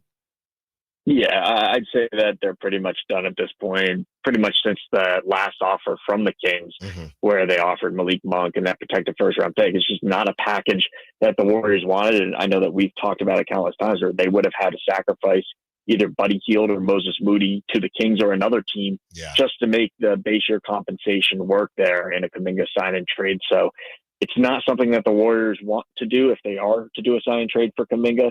The whole mindset entering the offseason was that they were going to do so and only move Kuminga and get assets back. Now you're talking about having to attach more to it. That's not what is on the Warriors' agenda at this time. And therefore, we're basically done talking about signing trades unless out of nowhere there's some random team or some random offer that comes out of the woodworks that the Warriors just can't turn down. But it doesn't seem like that's going to happen. It does really do look like that there's just these two paths. He either takes a contract with the Warriors. It's going to be a 2-year deal either way, I would assume, whether it's a team option, player option, partial guarantees, we'll see, or that qualifying offer. Talking to Brett Siegel, national NBA insider and reporter for Clutch Points. Brett, let's say that the Warriors do change their offer and it's 3 years, or they change it to a player option, whatever they need to do, and Kuminga signs it. How many teams do you think would be interested? Because he's saying that he wants to feel valued, but at the same time, we know that he would most likely want to be traded, and that the Warriors most likely would want to trade him. From the Kings standpoint, and why they were so interested in trying to get him now where things were more complicated, if he signs a deal with the Warriors that's not the qualifying offer, how many teams do you think would be interested in Jonathan Kuminga come January, whenever he'd be available for a move like that? I think it's a lot more than we're leading on with these sign and trade talks all offseason, because of the fact, not only because there's injuries throughout the season and teams look to change course, and a 22-year-old, 23-year-old forward, that's a high flyer, a lot of potential. There's going to be interest there, but just from the fact of doing a sign and trade is so tough because a team hard caps themselves by taking that incoming salary. You have the Warriors who need to try to match salaries with Kuminga's outgoing number being half of what it is based on the rules of sign and trade language. So if you're able to sign him to, let's say, $20 million for this upcoming year, that's now 100% that you could trade away, and you can fill gaps around your roster with 2 players, 3 players. Maybe it's just one guy. Maybe you package Kuminga with something else to get another upgrade on your roster. So it opens a lot more options. And that's kind of where the Warriors are at in terms of getting Kuminga back. Obviously, there's hope that they can work stuff out. Joe Lacob has obviously been very high on Jonathan Kuminga over the last few years. There's others in the organization and in the front office that feel the same as Lacob. And then there's some that just view him as a potential trade exception in a way where you're getting $21 million on the books, and you can now spend that over the next few months before the trade deadline. So that's where the Kuminga stuff lies at this point. He kind of understands that his long-term future isn't going to be with the Warriors. And so that's why we've kind of reached this stalemate where it's give me what I want, or else I'm just going to take the qualifying offer and you can figure it out from there. Talking to Brett Siegel, national NBA insider and reporter for Clutch Points. Brett, I'm going to ask you it this way. Would you be surprised if the Kings were able to acquire Jonathan Kuminga after the season starts? Whether that's through a deal or whether that's free agency. Basically, do you think this was the Kings' best chance to get Jonathan Kuminga? No, I don't think so. I think that there's absolutely a path to them being able to trade for him before the trade deadline. And you look at the makeup of their roster, and the Kings are one of the biggest question marks in the league, because many of us have asked, well, what direction are they going? Because you have a bunch of veterans on this roster, guys that don't necessarily fit the style of one another. And so if things aren't going well, come December, come January, we may see the Kings become ultimate sellers at the trade deadline. And if you go out and trade for Jonathan Kuminga, you're doing that for the future, especially since he's made it known that that's one of the destinations that he would want to play for. When he met with the Kings, everything was said to go very well. He liked their vision for how they would want to use him. And he would probably very welcome that trade before the trade deadline. And we've talked about Malik Monk being a potential outgoing piece. We've talked about DeRozan potentially being moved before the trade deadline. So there's the possibility for a multi-team trade there to develop. And I definitely wouldn't say that because they weren't able to get him in a sign and trade this offseason that the Kings have no chance of getting Jonathan Kuminga. I actually think that it works in their favor if he returns to the Warriors on said 2-year, $45 million deal, because they can get him at a cheaper price than they probably could have on the open market right now if he was an unrestricted free agent. And they can get an early look at him before locking him in for a 3 or 4 year contract. They can really see, how is this going to work next to Keegan Murray? How is this going to work next to some of the guys that we want lined up in Sacramento for our future? And then go from there, entering 2026 free agency. Talking to Brett Siegel. Brett, what are you hearing on the Russell Westbrook front. I'm still a bit surprised that no other team is connected to him at this stage in the game. From what we're told, it's just the Sacramento Kings. What are you hearing regarding Russell Westbrook? Yeah, everything remains pretty much unchanged there since the beginning of free agency, where he met with the Kings. The Kings have interest in Russ. There are a few other teams mentioned as potential suitors, but those organizations have gone different ways with their backcourt, and they're no longer interested in Russ. So the only team that we keep hearing is the Kings. And obviously, I know that we've talked about it, Allen, where you have this roster crunch of guards, because why would you bring in Westbrook if you still have Devin Carter, you still have Malik Monk, you just signed Dennis Schroeder. So where does Westbrook fit into this equation? And the whole idea is, well, if you were going to get Jonathan Kuminga, one of those guards would have walked out the door, whether it's Malik Monk or Devin Carter.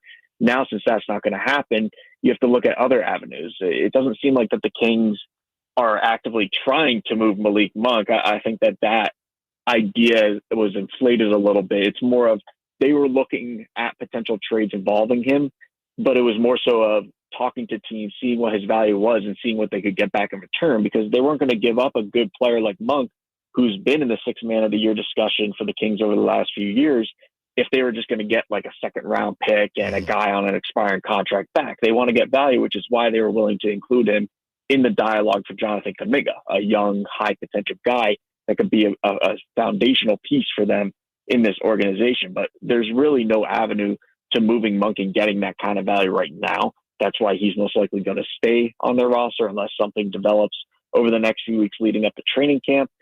When you talk about Devin Carter, obviously a much easier contract to move since he is just entering the second year of his rookie deal, just south of $5 million. And there's teams that would take a swing on a player like that who still has two-way potential. You can still kind of mold him into what you want in this league.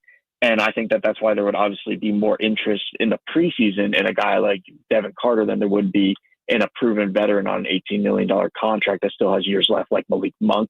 Obviously, it doesn't seem like there's anything really brewing at this time in terms of, there's a trade developing for the Kings or actively looking to move Devin Carter. I think that they're still weighing all their options and seeing what's out there. Will they make a potential move? We'll see. In my mind, I think that the best move for them, if they did want to bring in Russ, is to just waive Terrence Davis since he has that non-guaranteed deal, sign Russ to a minimum, and then figure it out from there, because you have time between now and the trade deadline to do so. Yeah, and that's what we've been discussing, and you basically turn it into Spartacus and have all of those guards battle for playing time. Talking to Brett Siegel, national NBA insider and reporter for Clutch Points. Brett, the Stein line came out, Jake Fisher did earlier this morning, and they basically said that the Kings would be more likely to move Devin Carter to make room for Russell Westbrook than Malik Monk. Obviously, like I said, this thing just came out, but Kyle and I were trying to figure out what a potential deal for Devin Carter even looks like. Could it be, so just from your perspective, if this is just a pure Devin Carter move, right, whether we agree with it or not, a pure Devin Carter move to remove one of the guards from this roster, what do you think a trade like that could be? Are we talking a couple second? Kyle made a good point. Cam Whitmore went for 2 second rounders. So is it 1 second rounder for Devin Carter? Is it a random, I guess, player from a different position that maybe their team gave up on him as well, or are trying to move in a different direction? What would a pure Devin Carter deal possibly look like, just off the top of your head?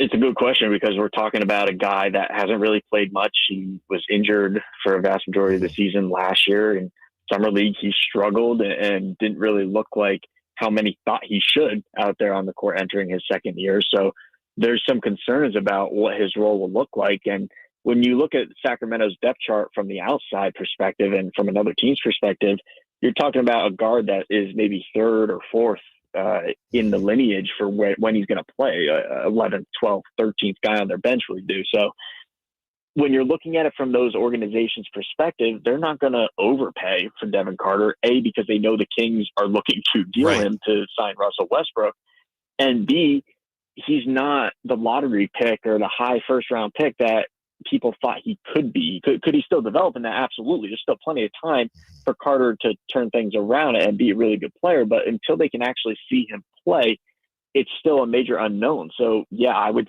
venture to say maybe 1 second-round pick, maybe even a protected second-round pick at that point. So when you're talking that kind of less value on a draft pick and you're really not getting anything in return, what's the point of giving up that kind of player? Wouldn't you want to just see what he can provide you with rather than sign a 37, 38, 39-year-old Russell Westbrook who's only going to be with you for a year or two? So that's kind of where my thinking's at with Devin Carter. I don't think that they're just going to dump him to sign Russell Westbrook. If there's some kind of value that they can get in return, whether that's another young player in another situation that has his own struggles with the team and needs a new foundation or a new organization to prove what he's worth, I think that that's something they could explore. But if we're just talking about dumping Devin Carter for Russell Westbrook, I don't understand the vision there. Brett Siegel, always a pleasure, Brett, national NBA insider and reporter for Clutch Points. Brett, thank you for taking the time. We will talk to you soon. I'll let you know how everything goes on my end, but either way, we will get you back on when I'm back, and we will follow this thing. Look, you know what's going to happen, Brett. All this news is going to break while I'm on paternity leave. That's exactly what's going to happen. and be sure to follow Brett Siegel on social media and check out all of his work on clutchpoints.com to stay in the loop. Appreciate you, Brett. We'll talk to you again soon. Absolutely, Alan. Best of luck with the baby. Thank you so much. That was Brett Siegel of Clutch Points, national NBA insider and reporter. And it's just that simple. Sometimes it's just that simple. Do not understand. Again, and this is Allen Stiles talking. Do not understand. Obviously, nobody understood the Malik Monk for Russ thing, right? Or people did not like that.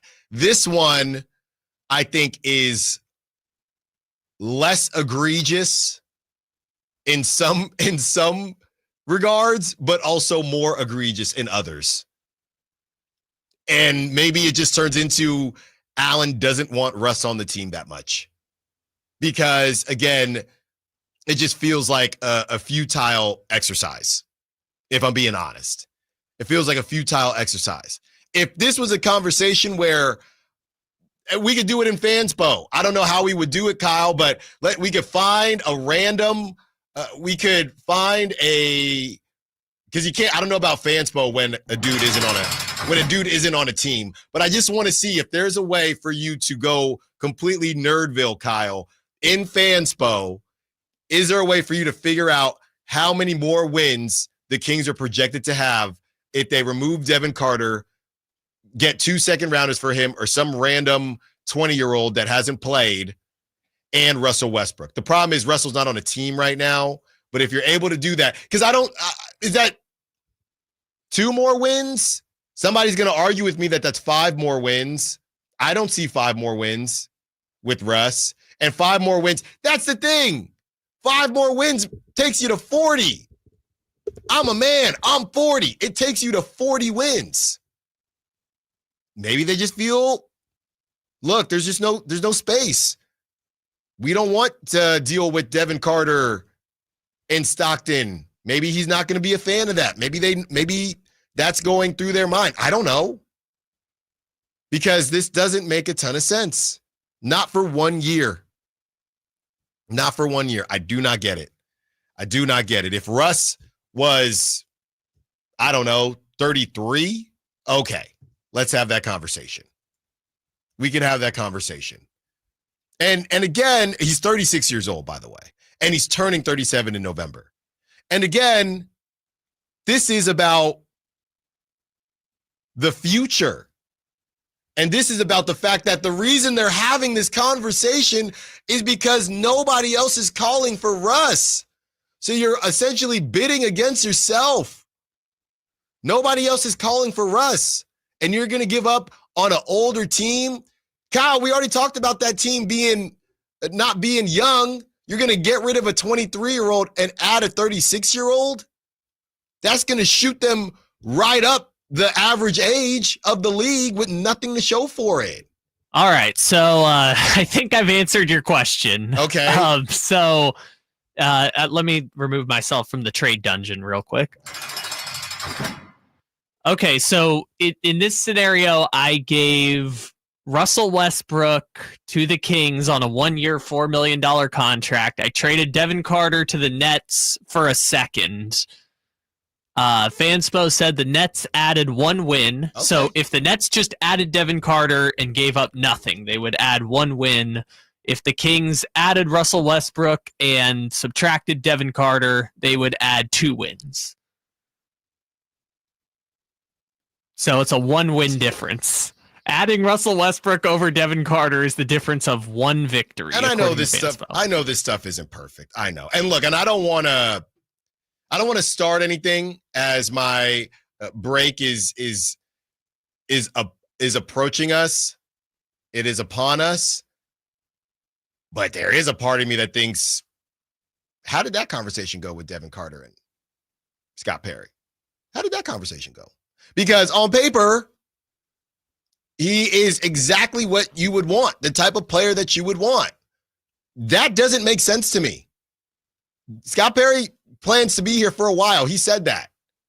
So why would they be interested when they could just waive? I would want, if we're going to bring in Russ, I would want Devin Carter to learn under Russ.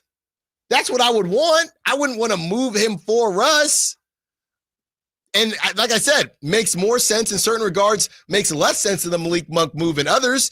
You can make the argument, hey, well, Malik is older. You might think or feel that Malik is better than Devin Carter now because he is, but hey, let's keep as many young guys as possible and they can learn under Russ. We feel like Malik has hit his ceiling. You can make the argument it would make more sense to move Malik, and they've tried, than Devin Carter. So I'm not trying to start anything, but you got a couple options here. They really want Russell Westbrook when no other team in the NBA seems to also want Russell Westbrook. Or maybe there was a conversation had and maybe Devin Carter isn't thrilled at the current state of where he's at. Maybe it's a mini Kuminga thing. I don't know, but this doesn't make sense. Well, again, not trying to start things in the spirit of that. I would also make the point that Devin Carter and Keon Ellis are closer together in skill set. Mm-hmm. And there is a world where the Kings say, we don't want to pay Keon Ellis this summer, whatever he's going to get on the open market. And potentially Devin Carter, if he is the player we hope he's going to be, kind of slots into the Keon Ellis role come next season at a cheaper value. He's only making about $3 million. Yeah. I'm not saying that that's the direction they're going to go, but I would be very surprised if we came back in 2027 and both Keon Ellis and Devin Carter had long-term commitments from the Sacramento Kings. Because what's the point of paying top dollar, I say in air quotes, for both of those skill sets? Yeah, and it's a good point. And I know I'm on record. This team cannot have now you throw Nick Clifford in there. This team cannot have Nick Clifford, Keon Ellis, and Devin Carter all on the roster. I am on record saying that. I just didn't know it was going to end for a year of Russell Westbrook. And I don't think it has to end for a year of Russell Westbrook. Maybe I'm contradicting myself, but I didn't think that would be how this went. But maybe from Scott Perry's side of things, yeah, Allen, we feel the same way. We don't need all 3 of those guys.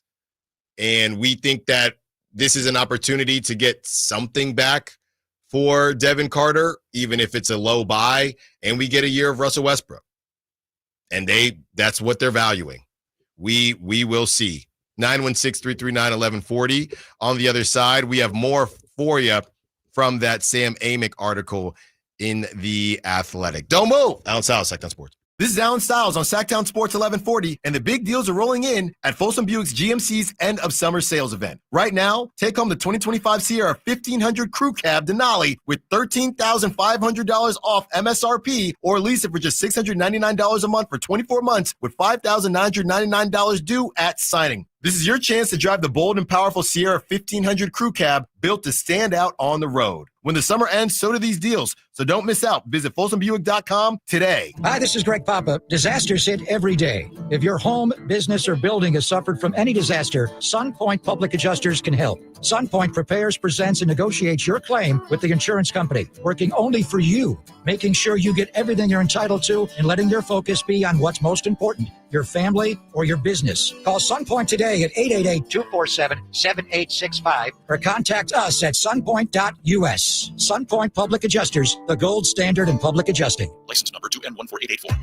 If you're 55 or older and into that whole saving money thing, T-Mobile has an exclusive phone and internet bundle just for you. Right now, get 2 unlimited phone lines plus 5G home internet for just $30 each per month with autopay, plus taxes and fees.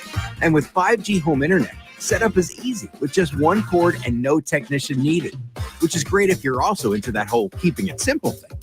Switch now and experience the best mobile network in the U.S. Visit your local store to start saving. T-Mobile, it's better over here. Based on analysis by Ookla of Speed Test Intelligence data Q4 2024 to Q1 2025, Ookla trademarks used under license. Unlimited on our network. Customers on voice plan may notice speeds lower than other customers and further reduction if using more than 50 gigs a month due to data prioritization. Video streams and SD on this plan. Home internet pricing after $20 a monthly bill credit plus $5 per line without autopay. Debit or bank account required. See 5G device coverage and access details at tmobile.com. Shop Big O with the lowest tire price guarantee. Now through September 1st, get $80 to $120 instant savings on 4 select in-stock Cooper, Nexen, Nitto, or Sumitomo brand tires with installation purchase. Disposal fees extra, not valid with other offers. See Big O dealer for pricing. With 25 award-winning years in Northern California, Ashton & Price is your local injury law firm. Pro attorney tip: if a firm presents as local but they're in LA, red flag. If your first consultation is not with a lawyer, big red flag. At Ashton & Price, your first consult is with a local attorney, and if serious injury prevents travel, a lawyer will come to you. Still not enough? George Washington's my uncle. At Ashton & Price, no red flags, just red, white, and blue. Remember, for the best advice, don't think twice. Call Ashton and Price. Labor Day is right around the corner, and Sacramento Chrysler Dodge Jeep Ram want to thank the hardworking folks who keep this country running strong. And they're going to do this by taking the work out of you getting the new or used vehicle you want. They do this by offering the best customer service in the business, having the largest selection in Northern California, and offering the lowest prices on Chrysler, Dodge, Jeep, and America's truck, the Ram. See for yourself online at sacssuperstore.com why more and more people are making their way to Sacramento Chrysler Dodge Jeep Ram. Great conditions, a fun layout, and unbeatable value. Timber Creek and Sierra Pines are Sacramento's #1 rated golf destination. With 27 holes, a spacious practice facility, and professional instruction, there's always a way to improve your game. Planning a tournament or corporate event, they offer customizable packages and award-winning catering to make your event effortless. Timber Creek is easy to find in Roseville, but hard to forget. Book your round today at timbercreekgc.com or call 916-774-3851. Get ready for a night out with Jordan Davis. It's Country in the Park 2, Saturday, September 13th at Cal Expo. Along with special guests Mitchell Tenpenny, Locash, Vincent Mason, and Avriana. Make it a family day out with food trucks, games, dancing, and more. Saturday, September 13th at Cal Expo with RBs of Sacramento and the Smud Museum of Science and Curiosity. Tickets at CITPFest.com.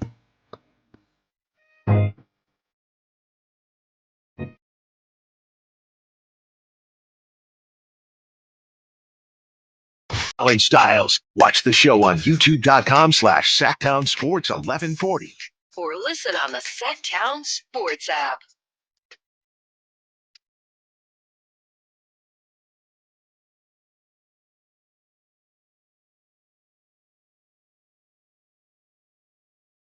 Thanks again to Brett Siegel, our first guest today.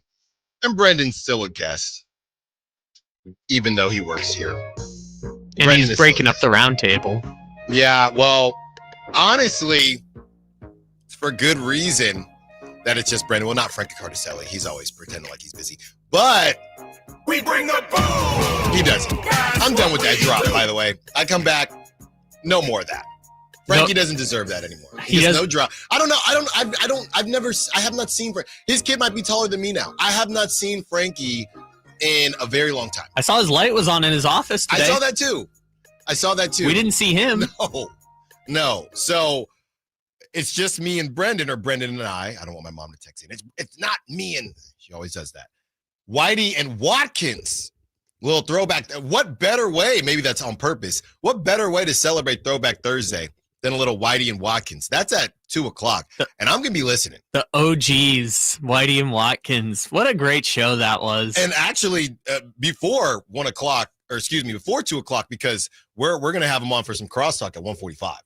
So that is what's coming up at 2:00. But in 30 minutes, we will be joined by Brendan Nunez. I wanted to read this. And we're about to get into what Sam Amick had to say about the situation in this Athletic article. We've read some of it, but there's more to break down. 916 says, I'm a laugh at all you Debbie Downer Sacramento Debbie Downer fans. When the Kings win 50 games, you're not even giving it a chance, and it's sickening. Well, I would say that, look, they start 13-7 like I predicted them to before I saw the schedule, and that would put them in a good position, right? I just think, and I've said this time and time again, I came in, and you can pull that tape. I was here with, and I got a lot. This was, you know how long ago this was? Kyle Draper was still doing crosstalk. I know he got roasted by Carmichael Dave during our crosstalk, but that's how long ago this was. I'll never forget. Couple shows in, right? Season's about to start. I said I got the Kings as the 3 seed again. That's what I said. My first year here. Okay, they were the 9 seed. Then this past season, I said I think the Kings are going to be either 5 or 6, whatever it is. I think a lot of people are sleeping on DeMar DeRozan. And then they were the 9 seed again. Well, then you doubled down on it with Jake Gayden. Then I doubled down on it with Jake Gayden. So I'm sorry, 916. I can't speak for anyone else, but me personally, I'm not getting burned again. I'd rather you call in or text in and say I told you so than put my neck out there for the Kings again just for them to embarrass me. Your cold heart is too you've been through too much. I wish I still had the unbridled optimism around sports that this guy had, and I don't even want to dump on it. I love people who have that unbridled excitement and optimism about their team every single year. I've just rooted for too many losers in my life to be able to do that anymore. I've been hardened in the fires of Kings and Padres over the years that I just can't do it. Look, and I have the Kings winning more. I told you, if you can find 34.5, take it. And I'll take the Kings over at 35.5. I'll take it. But that's still not getting you anywhere in the West. So I'm not the most negative person out there. I don't have them winning under 30. I have them going over according to Vegas. That counts for something, but 50, please win 50. I dare you, Sacramento Kings, to win 50 games. Oh my God. I dare you. How nice would that be? Oh my God, don't tease me with that. I know we're never going to be able to recreate the Beam team only because of what that playoff drought meant at the time, but if you could have another 15 games above expectation type turnaround, my God, that would be so much fun. So much fun. That's probably the other thing, right? Is that the Beam team was such a shock and a surprise that it's like, even if they won 44 games, it'd be like, oh, okay, I guess that's better than expected, but it's not the Beam team season where they won 48 and probably should have won 50. 916-339-1140. All right, this is what Sam Amick, Marcus Thompson, and Fred Katz had to say. Kuminga needs the Warriors to believe that he's truly willing to take the hard road here, picking up that $7.9 million qualifying offer for next season as a way to earn his free agency freedom next summer rather than accepting the 2-year, $45 million offer that he's been ignoring for months now. And it wouldn't surprise me at this point if he did. But as one involved party put it to me earlier this month, the pressure that might prompt either side to change its stance doesn't actually start rising until mid-September, with the qualifying offer deadline set for October 1st. And with training camp starting right before then, that's when everyone will finally start to get truly antsy here. I'm still flabbergasted that the Warriors signed up for this. I mean, we're talking about training camp here, and we were joking about media day.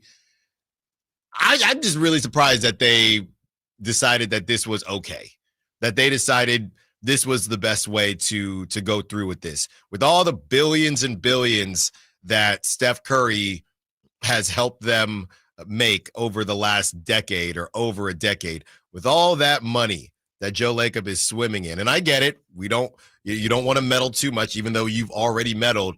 All of that, and you are going to hold up one of Steph Curry's final seasons, relatively speaking.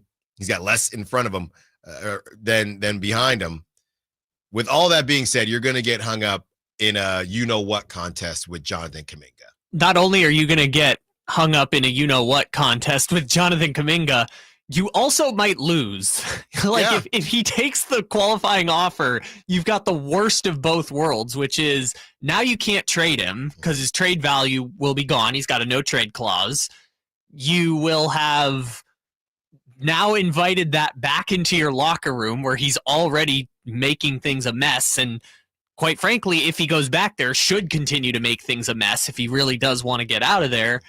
And again, if you want to make a trade at the trade deadline, all you have is Moses Moody and Buddy Hield and Pajemski to potentially make a move at that point. So yeah, they're going to go through all of this and still end up losers at the end. And look, it might be Jonathan Kuminga, spiting them and also hurting himself, but the Warriors still might get spited in the very end by Kuminga if he does take that qualifying offer. Bizarre. Just absolutely bizarre.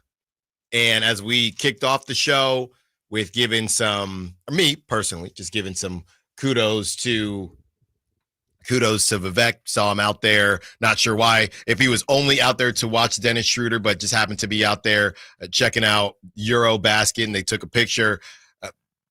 As we gave some kudos to him in as far as supporting his guys, just not sure why, as an ownership group, if you're Joe Lacob, how you allow this to happen.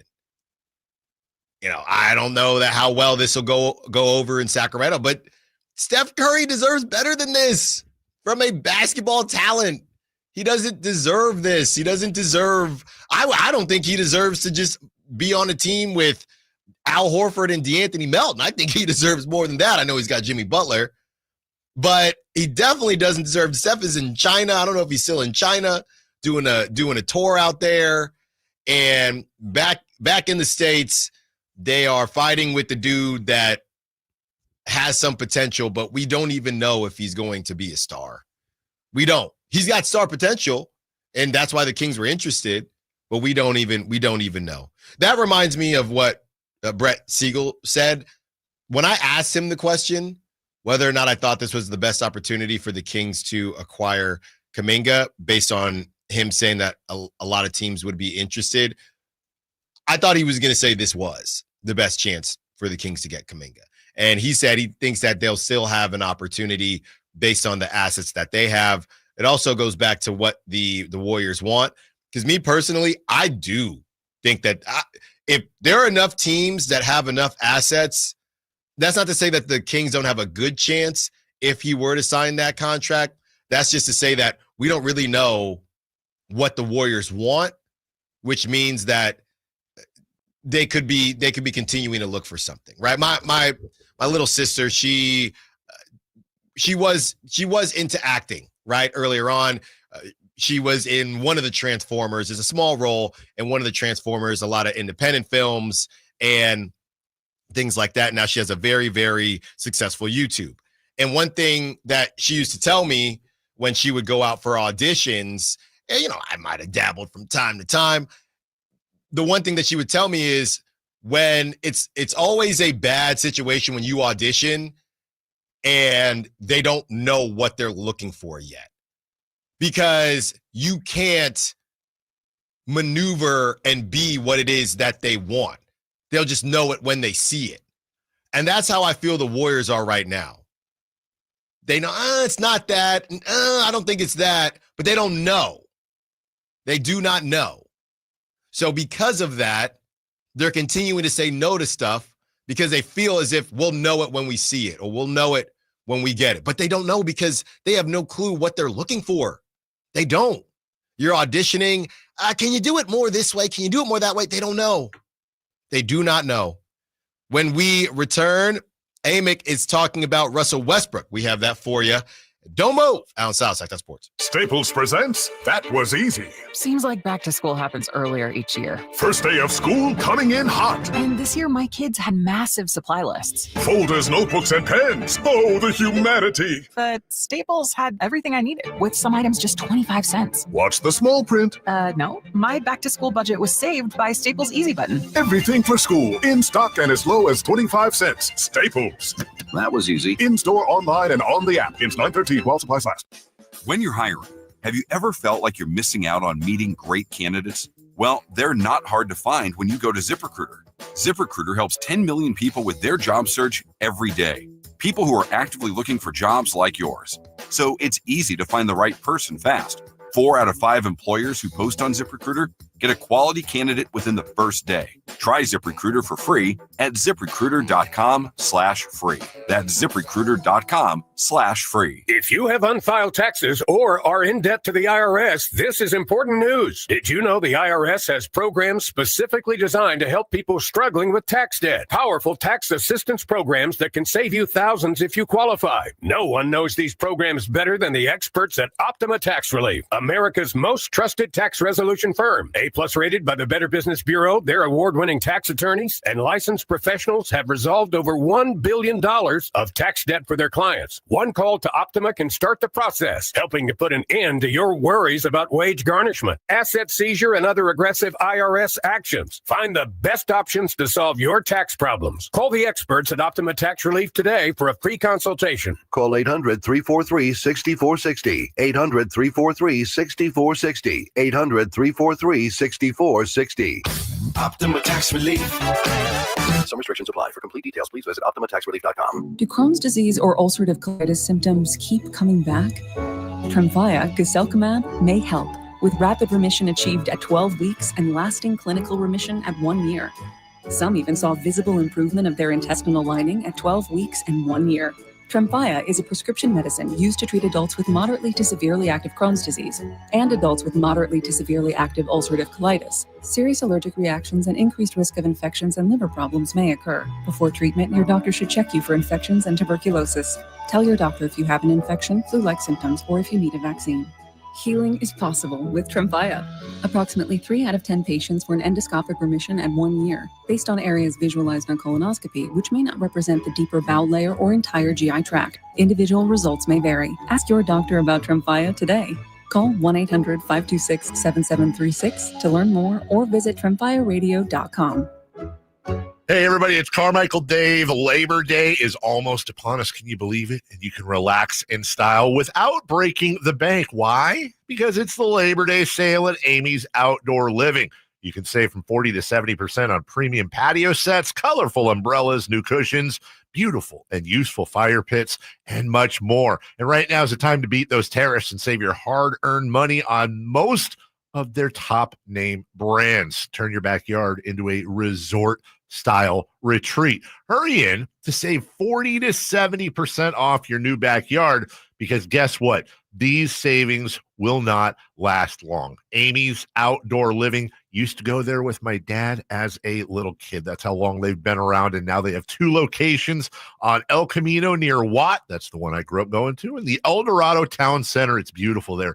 Amy's Outdoor Living, where your outdoor living begins. Attention taxpayers. If you owe $5,000 or more and have missed another tax deadline, you're officially on the IRS's radar. The IRS has resumed aggressive collections. That means wage garnishments, bank levies, even seizures of your home, car, or retirement accounts. If you owe $5,000 or more and missed the deadline, you're stacking new debt on top of what you already owe. Call Priority Tax Relief now. Their experts fight back fast and are saving their clients millions in tax debt every month. I owed over $50,000 and they settled it for pennies on the dollar. These guys are as legit as they come. After speaking on my behalf with the IRS, my entire debt of $25,000 will be eliminated. Whether you've received collection letters or you're already facing liens and garnishments, call for your free consultation. There are no upfront fees. Priority tax relief. Let's make your taxes our priority. Call 800-406-1584. 800-406-1584. 800-406-1584. Priority tax relief. Get ready for a night out with Jordan Davis. It's Country in the Park 2, Saturday, September 13th at Cal Expo. Along with special guests Mitchell Tenpenny, Locash, Vincent Mason, and Averyana. Make it a family day out with food trucks, games, dancing, and more. Saturday, September 13th at Cal Expo with RVs of Sacramento and the Sled Museum of Science and Curiosity. Tickets at CITPFest.com. High Voltage Live boxing action returns to the venue on September 6th as Uppercut Promotions presents 6 big fights featuring undefeated fighters. Thunder Showdown September 6th at the venue at Thunder Valley Casino Resort. Tickets at Ticketmaster. Fight cards subject to change.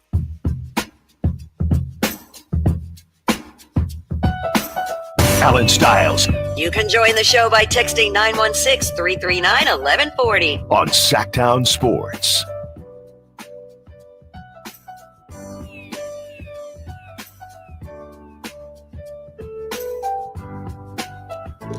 Had a good text here. Brendan Nunez joins us in about 15 minutes. Says, this is from Sean, 530. Sean says, how do the Warriors and Al Horford, he said Alford, but Al Horford. Isn't that the butler from Batman? No, that's Alfred. Alford. He says, how do the Warriors and Al Horford get to make verbal deals? Isn't a deal a deal? Seems like they are circumventing the bargaining process by having verbal agreements. Well, I would say this, Sean. I don't think anybody is, I know me, because, like I said, I'm always filled with anxiety. Even when I get an offer, I'm trying to sign that thing because you never know, right? Either way. I think, and this is something that we've discussed, the Warriors just have people or players that just want to be with them, right? Now, they actually have turned down other teams, unlike the Russell Westbrook rumors. So that's on them. If Al Horford turned down the Nuggets, and those were conversations, I think, before the Valanciunas thing happened. But if Al Horford turned down the Nuggets because of a verbal agreement with the Warriors, that's on Al Horford. The Warriors might find themselves in a position where they can't sign Al Horford. Right? Same with DeAnthony Melton. I thought the DeAnthony Melton thing was really weird. He was outstanding on the Warriors. Then he tore his ACL. So maybe there's nobody else. These guys are waiting, I don't think because of anything. The Warriors don't have a spell under them. They're just waiting because they either don't have other options or the only option they want is the Warriors. I guess that's their prerogative. I don't think the Warriors are circumventing anything. Handshake, there it is. Handshake deals happen all the time. It could get pulled on either side. If you have leverage, then you say, hold on, I want to see if anything else pops up. If you don't have leverage, then you say, well, I'm going to sign right now. Right? The Warriors can't do that. But if Al Horford was worried about not having a place to play next season, then he would not be talking to the Warriors. He would have already signed somewhere else, and somebody else would have signed him. I think the same with DeAnthony Melton. I think out of that crew that's all waiting, they're all just, and in my mind, just like Russ and Dennis Schroeder being on a Zoom call together, all the Warriors guys are all in a room together.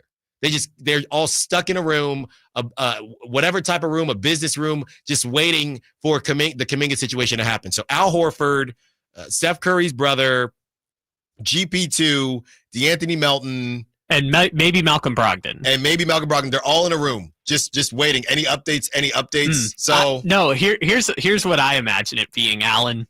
You ever been to an escape room? Yes. It is essentially the 5 of them in an escape room looking for clues. Right. that say Jonathan Kuminga will be resolved by this date if you find the key that's hidden in the bookcase. That's right. And they're all in an escape room trying to find their Warriors contracts. So that's how I see this. It's not on the Warriors can say, yeah, we'll sign you, and nothing is binding, but the players know that. So if the players want something that is binding, they wouldn't be waiting for the Warriors, or maybe they have no choice. I don't know what. A lot of these guys, like I said, DeAnthony Melton coming off his ACL, but I thought that he would have more interest. Seth Curry has bounced around a ton. He might be in a situation where I'm either going to go to the Warriors or I'm just chilling, right? I could start somebody's podcast. I think Steph's sister, somebody already got a podcast for the Currys. His mom, I think. Al Horford, I'm either gonna play with the Warriors or I'm just cooked. I'm cool. I got my ring. I don't really need much else. So they've targeted guys that are in specific situations. Guys that don't want to wait for the Warriors didn't wait for the Warriors. They didn't. So I don't think that's on the Warriors. That's just essentially how everything turned out. All right. This is what Sam Amick had to say as far as the Russell Westbrook thing. The Warriors, who so badly need Kuminga to accept their offer as an avenue to a significant salary slot for trade purposes down the line, will want to know how much money they have left to pay players like Al Horford, DeAnthony Melton, GP2, who have been waiting in the free agency wings. The Sacramento Kings, who have been the most serious suitors in sign and trade scenarios, have been resisting the urge to make others smaller moves all summer long because the Kuminga pursuit was a bigger priority. More specifically, the odds of a Russell Westbrook signing go up if they know they're completely out on Kuminga, though they aren't expected to make that move unless they can make room in the rotation by trading a guard. Now I gotta be honest, now this is getting a little confusing because now there's more.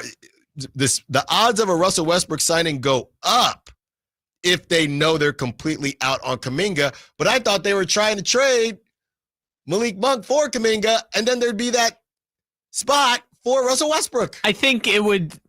I think they're operating under the assumption the Warriors are just not going to take their Kuminga offer. Now, again, nut crunching time is coming up in about 3 weeks, right? So we'll see if the Warriors bail on their original plan to just let him take the qualifying offer if it looks like he's actually going to take the qualifying offer. Yeah. So for now, they're kind. I mean, sign and trade talks have been closed for damn near a month now, right? Like they haven't had any indication that the Warriors are going to come back to the table. But if Kuminga signed tomorrow, yeah, I think that does increase the chances they're going to sign Russell Westbrook, because I feel pretty certain they're going to end up with Russell Westbrook one way or another. Unless Westbrook is saying, no, I don't want to be the veteran guy fighting for minutes. If they want Russell Westbrook, they'll just offer Russell Westbrook a contract. And if Westbrook says no, Westbrook says no. I feel very confident Westbrook is going to be on the Kings if the Kings want him, because it can be as simple as just waiving Terrence Davis and adding Westbrook, and boom, there you go. Yeah. It's only if Westbrook says, I don't want to do that. Right. Yeah, maybe Westbrook says, I don't want to be on the team with Malik Monk or with somebody. There's just too many guards, but he's not in that position. Okay, then go back to the yacht. Go back to taking free throws on the yacht. And producing Bel Air. Yeah, because last season. Okay, go check that out. Yeah, I hear what you're saying. The whole thing has just been some type of merry-go-round that, you eat too much, just like in Sandlot. You might get sick, but if you're going to do it, just waive Terrence Davis. That's the last thing I'll say. Just waive Terrence Davis. No disrespect to Terrence Davis. Just do that. Make it the Hunger Games at the guard position, and that's fine. If they want to sign Russell Westbrook and Russell Westbrook is willing to come, they're going to get Russell Westbrook in the end. It's just ultimately they're going to wait until the Kuminga situation is 100% off the table, because like we've been mentioning, someone might blink once we get closer to that October 1st deadline. And really, it's more of a September 29th deadline, because that's when training camp opens. someone might blink the closer we get, because as Sam outlined in his piece, the Warriors really, really, really don't want Kuminga to accept that qualifying offer. It's all posturing. That's all this is. Brendan Nunez joins us on the other side. We see what Brendan has to think about everything that's popped up, and we discuss Dennis Schroeder possibly being better than expected. Allen Stiles, Sacktown Sports. This is the story of the one. As a safety manager at a manufacturing plant, he does everything he can to keep his coworkers safe. From finding ways to reduce risks to keeping safety supplies in stock. And for that, he relies on Grainger. Grainger offers a broad range of quality products and next-day delivery, so he can always play it safe. Call 1-800-GRAINGER, click Grainger.com, or just stop by. Grainger, for the ones who get it done. The Giant Summer Sale is here. Get giant savings on our giant selection only at Folsom Lake Honda, your one-stop Honda shop. Looking to own or lease? Save during the Honda Summer Event and drive a brand new Accord or Civic. See all our specials at FolsomLakeHonda.com. As a family-owned and operated dealership since 2009, customer service is our #1 priority. Our customers love doing business with us, and you will too. Folsom Lake Honda. Go to FolsomLakeHonda.com. Your one-stop Honda shop. Get ready for a night out with Jordan Davis. It's Country in the Park 2, Saturday, September 13th at Cal Expo. Along with special guests Mitchell Tenpenny, Locash, Vincent Mason, and Averyana. Make it a family day out with food trucks, games, dancing, and more. Saturday, September 13th at Cal Expo with RVs of Sacramento and the Smud Museum of Science and Curiosity. Tickets at CITPFest.com. Hey, Sacramento homeowners, imagine the coolest, most comfortable summer in 30 years, leaving air conditioning giants drowning in overstock. That's your golden ticket to massive savings right now at Sierra Pacific. We forged powerhouse partnerships with the world's top manufacturers. They trust us for flawless installations, unbeatable service, and our massive reach across Sacramento to move their inventory fast. In return, exclusive, jaw-dropping discounts just for you. Upgrade your home with premium systems at rock-bottom prices, installed by the region's elite craftsmen, and backed by ironclad warranties and legendary support. Plus, snag huge tax credits and SMUD rebates to slash costs even further. This inventory clearing bonanza won't last. Seize it today. Call Sierra Pacific for your free in-home consultation and discover the perfect system for your ultimate comfort. Dial 916-638-0543 now or head to SierraPacificHome.com. Don't miss out. Your cooler, cozier home awaits. Sierra Pacific Solar Heating and Air. The guys in the big red trucks. KHD1 Sacramento, KYMX HD3 Sacramento. From the Power Business Technology Toshiba Studios. This is Sacktown Sports 1140.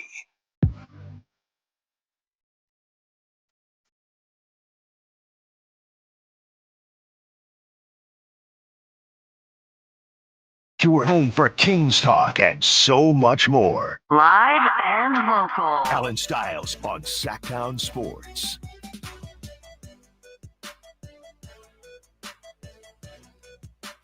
Two hours down. Two more with you. And we are going to be joined by Brendan Nunez at some point. He texts me. Bad traffic. Come on, Brendan. There's no bad traffic right now. He did not say bad traffic, but I know there's no traffic right now. So he's just late. We're going to find out whenever he shows up. That's the other thing about, look, I tell y'all all the time I love being out here in Sacramento, love living in the Tomas. But man, the construction, it's all the time. It's all the time with this construction. Freeways are nasty. I mean, it is all the time. There's always something going on, man. I don't know what the end goal is. I know they're doing it to improve things for us. Infrastructure, Allen. That construction is happening all the time. And bless the workers. That construction is going right now somewhere. I had, I'm a Waze guy. I'll Google Maps if I'm not in a rush. Okay, I'll do Waze if I want to make sure there's going to be no funny business. Okay. And Way's got my back. Oh, hey, this road's closed today. Okay. Oh, alrighty. Good to know. So I don't know how much you're driving over the causeway, Alan, going out west. Mm-hmm. But what's happening is that they're like they're doing lane by lane construction. So they close off 2 lanes, split the divide, all that stuff. But the thing is, they keep switching which lanes they're doing. So every time I try and go across, I'm like, should I take this exit? Right. Should I take this split? Which way is the fastest way? Because if you go the wrong way, you're done. You're going to be stuck in with no way to switch lanes. You're going to be stuck in a 1-lane traffic for 20 minutes. They're done. And it's so annoying because every time I think I have the right lane, all of a sudden they switch it up on me. And now all of a sudden I should have gone the other direction of the split. And that would have actually been faster. So construction on the causeway has been very annoying. 916 says it's depressing that this is the offseason conversation where we are going to get Westbrook or whether we are going to get Westbrook or not. I don't really disagree with you, 916. The only thing I would say is we didn't know. Think about it like this. You think this offseason, and I don't know if this is optimistic Allen popping up here, but you think this offseason was rough? Think about this offseason if they didn't trade into the first round, right? What would our guests say? Think about all the guests that we had on not being able to say, well, I like Neat Clifford. Maxime Reynaud, right. Baby. Think about it. They didn't trade into the first round.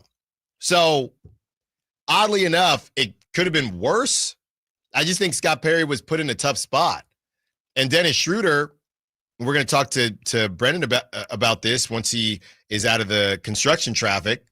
But Dennis Schroeder, yeah, I don't agree with how much money they gave him or the years that they gave him, but they did need a point guard. So that was kind of slotted in as a move to make. Maybe you wanted them to move off of DeMar DeRozan. I thought they would move off of DeMar DeRozan, but I didn't have crazy expectations going into this offseason because I didn't know how much they were actually going to be able to do. Or I would say Scott Perry and BJ Armstrong, how much they would be able to do just initially coming in to the situation. I didn't expect that they wouldn't trade any of the 6 core players. You expected somebody to be gone. I thought one of them was for sure, because what did we say all last year? How can you have 4 of your 6 best players be shooting guards? Yeah. I'm pretty surprised that the core 6 are all still intact. Yeah. I think it was a bit jarring because as soon as free agency opened, for us to not hear anything about DeRozan and majority of us thinking it was going to be DeRozan, and this is no slight to DeRozan, just based on where he's at in his career. I think it was a bit jarring that the first move really that we heard Scott Perry connected to was moving on from Malik Monk. I think that is what threw a lot of people for a loop and maybe didn't leave a great taste in everyone's mouth to start. Then it was Malik Monk for Dennis Schroeder. Well, at first it was, we're going to trade Malik Monk, but don't worry, Kuminga's going to be on the team by the 4th of July. Remember that? But that I'm saying before that, when I'm sitting there with Chris Watkins and NBA free agency opens up as Brandon Nunez joins us. He's out of the construction traffic now. As Brandon Nunez joins us. It's all the time. It's all the time. It's all the time. No, it's all the time. I told my wife when we went to Arnold for that wedding, she's like, hey, let's stop by the hospital so we know where we're going whenever it's time. Because the hospital isn't terribly close to us, right? It's about 25 minutes away. And we drove it, and I had to get on 50. And I said, I'm telling you right now, this baby comes, I'm not taking 50. We're avoiding that. I'm not. Yeah. She'll be birthed in the car. Yeah. We will have her in the car if we have to take 50. You're going to miss the exit because you're going to get on one of those lanes. And next thing you know, you're like, oh, so I just can't take the next 6, huh? Yeah. Baby Stiles had swim lessons. Yeah. Right? Had to get on 50 for the swim lessons. Was necessary. I missed the exit 2 weeks consecutively. 2 weeks. I said, if we're going to have this baby, I cannot get on 50. 3rd week, you did all right, though. 3rd week, Did all right. We got it eventually. I cannot get on 50. I don't blame you. You take 50 here to get here today? I do. No. I do. It's horrible. So that was part of the problem. I mean, what else are you going to do? Just side street it? Side street. I'm a side streeter. Somebody's been trying to convince me to move downtown and go full scooter. Okay. Oh, you could be like I could probably out that it's Deuce Mason. Deuce Mason loves his scooter. Okay, so he's because I know that's really big in San Francisco, and it gives me tons of anxiety just driving around them. Scooters. Yes, but then the Deuce bought his own. Yeah, you're talking about talking about the Lime scooters, or are you talking about the Deuce scooters? Bought his own. It's got a seat. Yeah, you sit there. Yes, that's all over the bay. Gotcha. Right, or it's all over the city, I should say. I know he's gone now, but our guy Jay Triano used to scoot all over Sacramento. So did Jordy. Yeah, I can't. You do with that that's not for me. But if you ask me, Alan, you get this scooter, or you got to drive 50 every day, I'm gonna be scooting. One time I saw Trey Lyles leave practice. Like, we walk out the facility, and then I'm like, oh, there's Trey. And then he hopped on a Lime scooter and rode away. At least we know he was living in downtown. Yeah. Yeah. That's where he was. Yeah, someone says take Folsom Boulevard just all the way. 50, man. I cannot do it. You can't take Folsom all the way to the station. Figure it out. You try something. Yeah, you got to do something, because 50, I'm getting hives just thinking about it. Brendan Nunes joins us. Speaking of hives, Brendan Nunes joins us. Really? Senior segue strikes again. Crazy. Senior segue strikes again. That was actually, that senior segue was so bad it deserves. It was supposed to be bad. It was. But it wasn't Mission good bad. It was lazy bad. All right. Brendan Nunes joins us. Brendan. Were you questioning Scott Perry? Is that what that was that I walked in on here? I would Perry's never. first moves. No, I don't blame you. I would never. It's kind of our whole job. Well, I was reading a text that said it's kind of depressing that we're talking about the Russell Westbrook thing. And, we've talked before, what would you grade Scott Perry on this offseason? And yeah, and Kyle said I didn't expect all 6 core players to still be here. Yeah, with that being said, for his first move that we heard about outside of the draft to be, we're trying to trade Malik Monk for Dennis Schroeder, I understood why some fans felt, excuse me, come again? Yeah. I beg your pardon. One more time now? And now, wait, we're trying to move off Malik Monk so we can sign Russell Westbrook? Yes. And to be fair, I don't think that it's that. And by the way, I think it's very fair to question. Like I said, it's kind of our whole job here. The tough scenario is that Scott hasn't done that much. Mm-hmm. And so there's nothing to really evaluate, right? And it's hard to be like, hey, you just inherited this team this offseason. You've done nothing. And so that's a mark on you for that being the case. It's like, obviously this is all market dependent and everything. Wow. Where did we start with that? You're talking about the moves that he was or wasn't able to make. Right. Yeah. And I think obviously, just very dependent on what else is out there on the market. And I think it's hard to gauge when patience is a scenario that makes sense from the Kings perspective. But on the shopping Malik scenario that seems to have been going on a little bit this offseason, I don't think it's necessarily like, oh, we were trying to get Dennis Schroeder, and so Malik Monk was the first guy we were going to move in order to do that. We're trying to get Russell Westbrook, so in order to get Russ, we're going to move Malik Monk. To me, it seems more like they are just exploring the Malik Monk market. And sure, it would help in some of these scenarios. But hey, like you just talked about with Brett Siegel, maybe it's, if we really want Russell Westbrook, then we're going to create space by going the Devin Carter route, right? I think the Malik Monk thing is a little bit more separate from the other deals than it's kind of being talked about.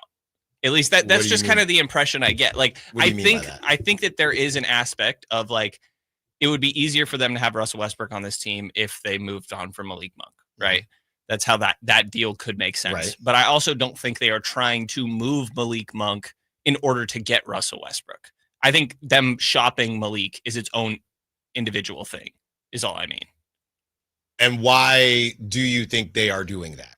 I mean, And, this is just reading tea leaves more than anything, right? I think the value of that position that Malik plays, this super six man, is kind of gone down in recent years. When he reached the free agent market and everyone, myself included, thought that he was going to get outpriced by another team, that never happened. There wasn't more money out there for his archetype, maybe him specifically, but I say his archetype in my mind because you're seeing Cam Thomas a little bit, who I think is a little bit of a lesser player, but Jordan Clarkson was got for like nothing to New York. I think that archetype of player is declining a little, and Scott Perry's coming in and trying to rework this roster. So to me, again, this is mainly just reading between the lines more than anything. I think that's just Scott attempting to rework the roster rather than being like, again, I don't think it's we want Russ, so we're going to get rid of Malik to do that. I think it's more of a, hey, we'd like to have Russ and we're kind of trying to move Malik. So maybe these two make sense. But that is a perfect lead-in and a perfect segue, if you will, to the Jake Fisher news that came out today, because even though it's funny, they're both moves, quote unquote, for Russell Westbrook are disrespectful in different ways. If it's for Malik Monk, I think Malik Monk is better than Russell Westbrook right now. And I think Malik Monk is better than Devin Carter right now. But I think Devin Carter more so represents from a type of player standpoint where the Kings are trying to go. So to me, that's why this Jake Fisher thing, funny enough, as somebody who was not the biggest Devin Carter guy, in a weird way, it actually makes less sense to lose a 23-year-old Devin Carter, even if I'm not that high on him, for a Russell Westbrook, when you can make the argument, hey, if you're trying to shop Malik Monk anyway, it's not as if Malik Monk, nobody will take him. Clearly, nobody has met their asking price for Malik Monk. But whatever that asking price is, let's say they get closer to it and they were to move Malik Monk, and part of that is what they get back from Malik Monk. And in addition to that, adding Westbrook, that would make a little bit more sense to me, because I'm thinking, all right, we're doing all this vet talk. I'd love for Devin Carter to learn and be mentored by Russell Westbrook. Right. That would actually make more sense to me. And I came to that conclusion during the show. So I think a lot of people woke up and saw the Jake Fisher news and thought, oh, this is good. Moving on from Devin Carter makes sense. But me personally, I'm thinking, so now you're getting even older and you're moving on from a guy in Devin Carter who's only 23. Like I said, I get it. There might not be a lot of room for him. But I personally, if we're choosing between, if you're not going anywhere anyway, and if you're 1 win better, 2 wins better on Fanspo, doing this deal, losing Devin Carter for whatever, a couple second rounders, whatever the case may be, then I would say just hold on to the 23-year-old. And if you really are trying to move Malik Monk, lower the asking price, get Malik Monk, or move on from Malik Monk, get Russell Westbrook. I don't know how I got there, Brendan, but that's how I got there on the show.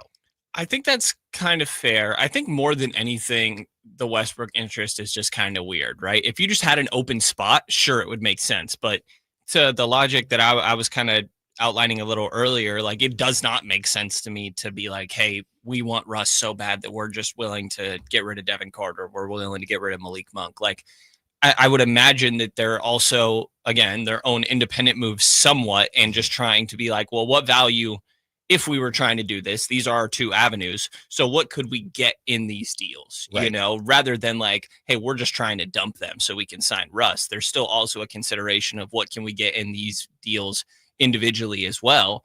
And it's probably a little bit easier to get the league out there to meet your asking price on Devin Carter than it is for Malik Monk, because I think, again, as we mentioned, Malik's a better player than anybody that we've talked about so far.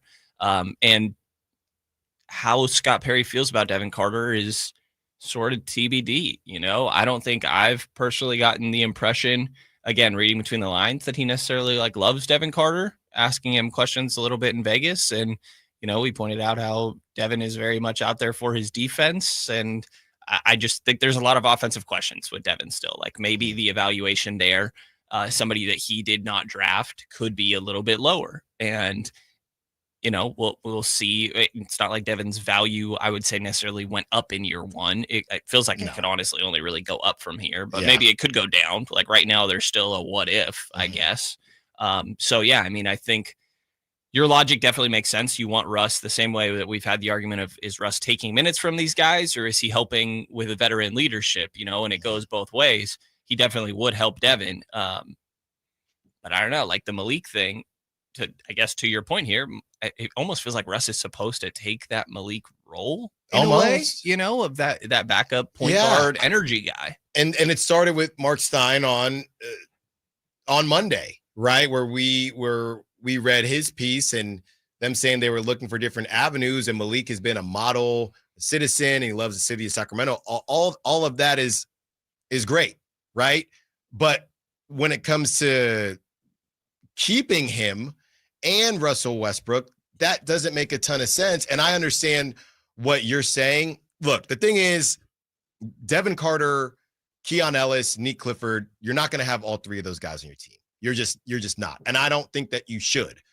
It's more so losing Devin for Russell Westbrook that doesn't make a ton of sense to me. No, I agree.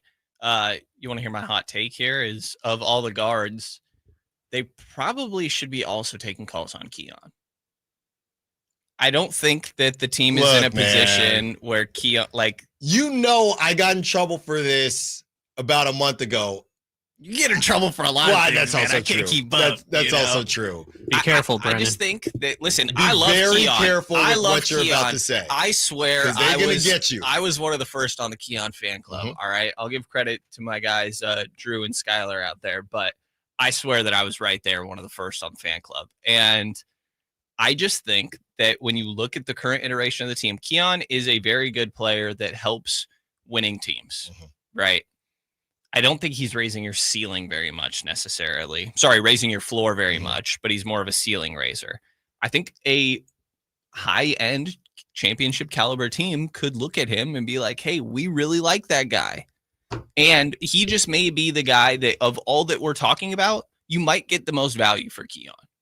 If there is your Josh Giddey for Alex Caruso deal, I just think the Kings are in a spot where, like, hey, if you can get younger talent with more upside, which kind of is Jonathan Kuminga, but not really where I was planning on going with that. But I mean, I just think that it should be a conversation that they should be exploring it. I don't know what happened when you were stuck in traffic today. But yeah, man, the 50, it's all the time. This is exactly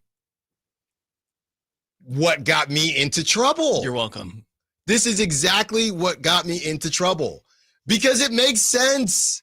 It makes sense. Keon Ellis is a guy that is perfect for a team that is ready to win. Right. His next extension that everybody's like he needs to get, which I agree, is going to be what, 3-4 years, right?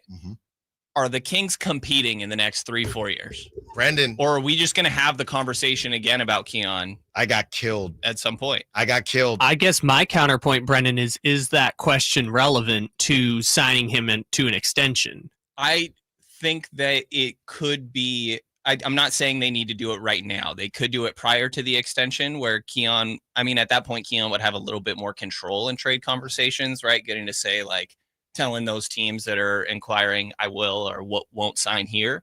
But I think my point stands whether he has the extension or not. Okay. Yeah. And especially if he does not sign an extension, then you kind of have to move him. Could that be part of the reason? Do you think it was all connected to Dennis Schroeder, why they picked up his option? Just real quick before I say what I was going to say. No, not necessarily. I don't have the most clarity on it, but I also think that it's just one of those scenarios where, like, I know Keon fired his agent because he didn't feel like that was a great deal for himself, but he did sign that. And, like, if you can have that guy playing for $2.something million, it's pretty beneficial to the team. And when did Keon fire his agent? I believe that was this offseason, or it may have been in the middle of last year, but it was within the last. We talked about it when it happened. As long as he doesn't go to Clutch. No.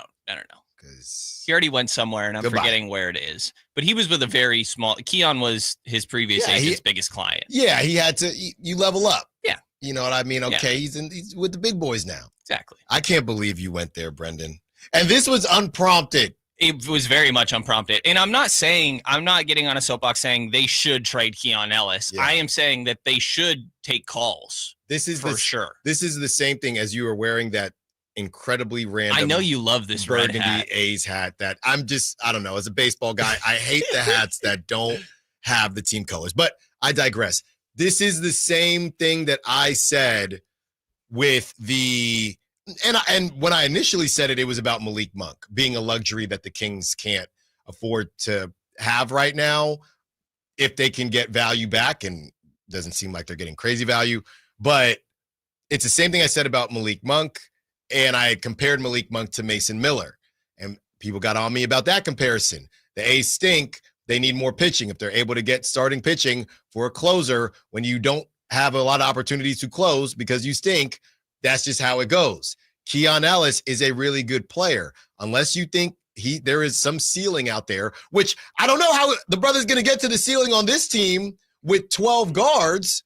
But if you think there is an untapped ceiling where he's going to be one of those dudes for you in the future, cool. But his trajectory is a 3-and-D guy that could really help a contending team right now. Unfortunately, that's not where the A's are at. That's not where the Kings are at. It has nothing to do with how I feel about Keon.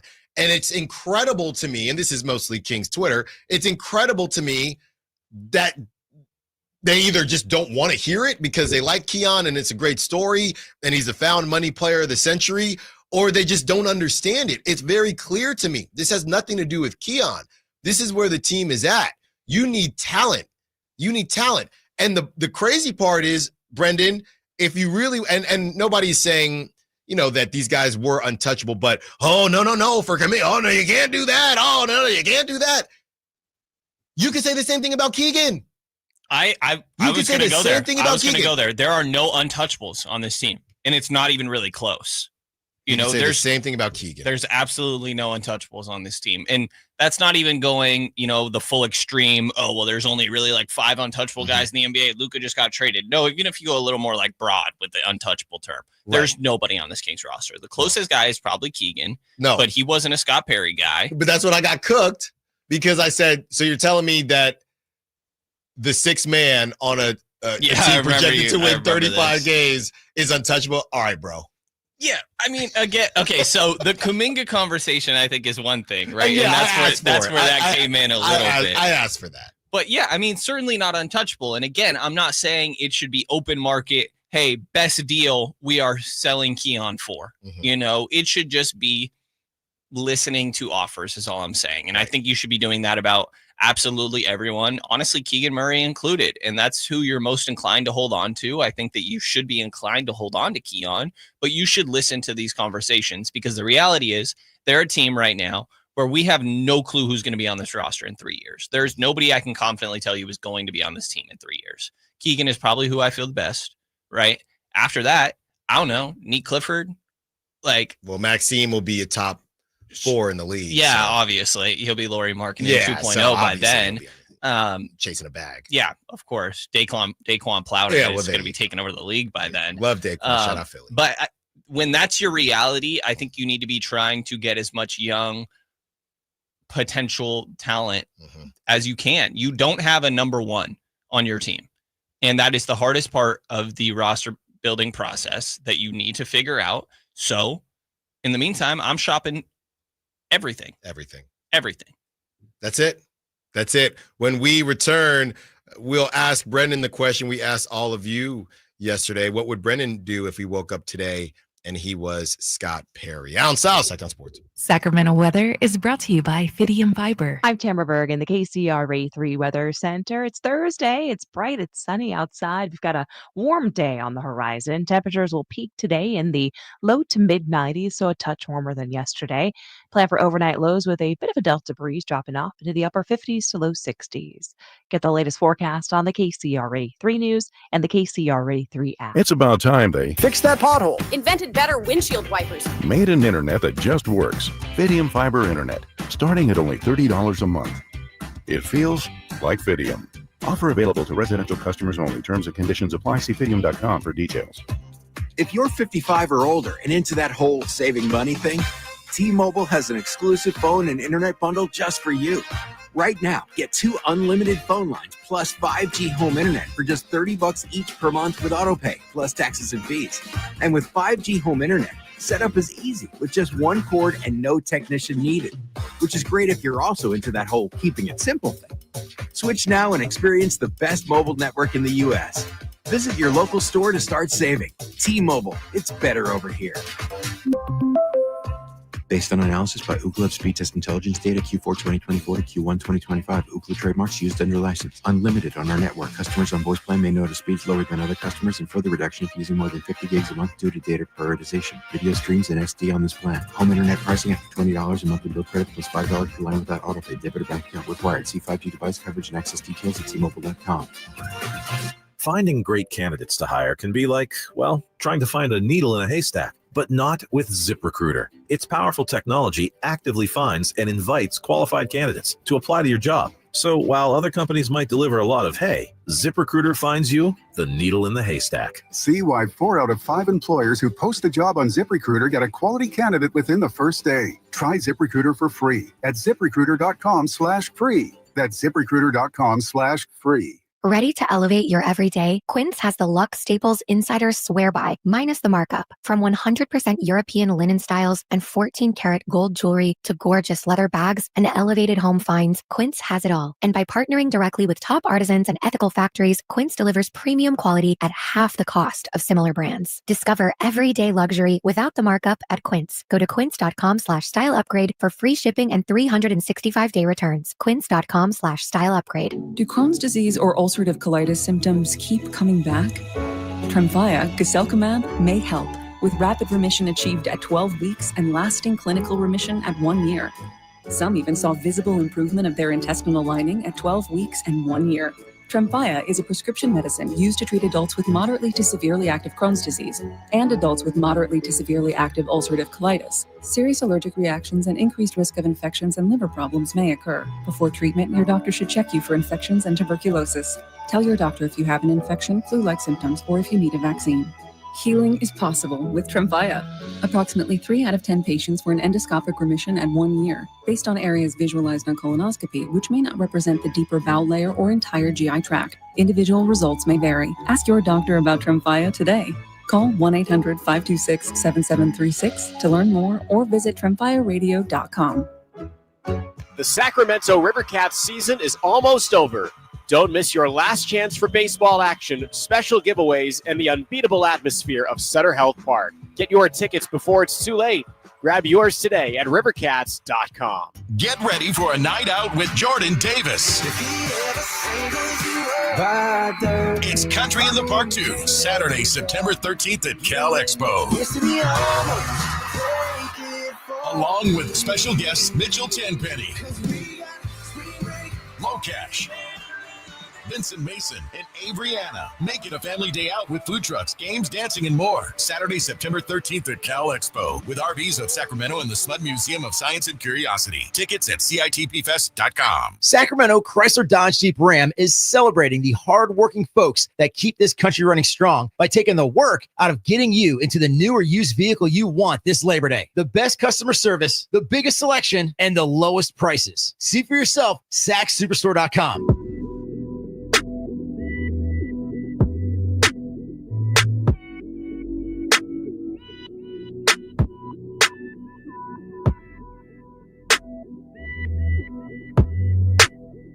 Allen Stiles You can join the show by texting 916-339-1140 on Sacktown Sports. Taking you up to 2 p.m., joined by Brendan Nunez. It was quite the first segment with Brendan. Brendan is trying to get me in trouble again, man. The baby's coming soon. I only got a couple more shows. The last thing before my paternity leave, I'll be off for 3.5 weeks, something like that, back on media day. The last thing I need, I'm staying out of trouble, Brendan. I'm staying out of trouble. That's my main goal. But you, that's not really your whole MO. Alan. But you're the one trying to get it popping. Okay, so let's start here. If you woke up, we did this yesterday. If you woke up today and you were Scott Perry, what is the first thing that you do? Something I imagine Scott has already done, but just get a feel for where the rest of the league is at on, honestly, the entire roster, but really Zach LaVine, DeMar DeRozan, and I would say Domantas Sabonis as well. Obviously, it's more complicated situation depending on what the parameters are of what Perry is necessarily allowed to do. Right. But in this scenario where I'm given full control, right, I'm assuming is how we're going about this, I'm resetting the whole thing. I am pretty annoyed that I didn't get to also do the De'Aaron Fox trade because that would make this scenario a lot easier. I keep finding myself laughing at just the reality of being like, well, the Kings have to figure out how to move on from Zach LaVine when they just signed up to get Zach LaVine for their best player. But okay, I digress. I would very much be trying to move on from Zach LaVine, DeMar DeRozan, also not in a rush to do so. I probably would also take the logic of, hey, if there's not something right now, we can wait until this 2027 timeline where things will eventually free up. And in the meantime, I am trying to take flyers on young talent, the Jonathan Kuminga route. You would not be trying to acquire Russell Westbrook. I would not be trying to acquire Russell Westbrook. I do not think. Probably would try to go younger in some direction. Like, I don't know if Chris Boucher is necessarily younger. Younger than Westbrook. Yes, younger than Westbrook. I see the idea a little bit there, right? I mean, it's tough because I think the main answer is that I'm trying to move on from Zach LaVine and DeMar DeRozan, but I'm also not desperate to do it where it's like, hey, if the only thing out there is that I have to attach picks to do so, then no, I'm just going to wait this out. I'm not doing that. I'm just going to wait this out. And I think part of my hope would be that, and we've talked about this before, is that as the deadline comes around, and teams go through their season, that somebody's going to be like, hey, we just need one more scorer. We feel like we have everything else, like the Bucks, and that's where like maybe the Bucks start to make sense, or maybe Orlando makes sense, right? And that doesn't necessarily mean that it's going to be Zach or DeMar. It could be Malik, right? It could be Keon, that all of a sudden a team is willing to give up a first round pick for. You know what I mean? Like if all of a sudden Orlando is deciding that, hey, we really. Like all of a sudden Malik Monk makes a lot of sense for this team and you can go get like an Anthony Black, then I'm doing that. Right. If Houston is like, oh my God, all our money's tied up to these top guys, we really need just elite role players. I want Keon Ellis. It's like, well, okay, maybe I can get in a Reed Shepherd conversation here. See, this guy gets it. That's the type of stuff I'm trying to do. Is go get younger with whatever. I'm having a fire sale essentially, but not to the point where everything's on clearance, but just everybody knows that it is open shop. Yeah. Not like the Macy's at Delco. Yeah. And I pulled up there. Their prices, they could have went lower. Yeah, I'm like, his clearance last chance is supposed to be. I'm like, his last chance. What are you about to do with this stuff? Clearance is supposed to be, I can walk in tomorrow and find it in the dumpster. I'm store closed, and I walked in there. I'm like, are you sure? Clearance, I should be able to debate the price. Yeah, let me haggle it. Does the jewelry section know? Because I still got something. What are we doing haggling at the Macy's at Doco going out of sale? It was Christmas time. Brendan, as far as let's take a step back. If you were Scott Perry, how would you have handled the point guard situation? I mean, great start. Yeah, well, because the reality is, like we all know, is that he was in a very tough spot coming into the year. I mean, I guess like you're trying to figure that out more in the long term. I don't think there was a short-term solution to that. So that's where I'm probably trying to move off from these top guys. Like where if it's me, I'm trying to be like, okay, can I get my point guard of the future in the draft? Or can I get a Reed Shepherd or an Anthony Black, like we've kind of talked about, your Tyrese Halliburton sort of equivalent, I guess. And so I don't know that there was an opportunity to do that this offseason. I'm trying to think of names. I wouldn't have necessarily gone in the Trae Young direction. I think that I'm probably loading up for a point guard to become available in the future. One of those potential young guys buried on a bench somewhere, like we talked about. Could a Cason Wallace become available on OKC? Yeah.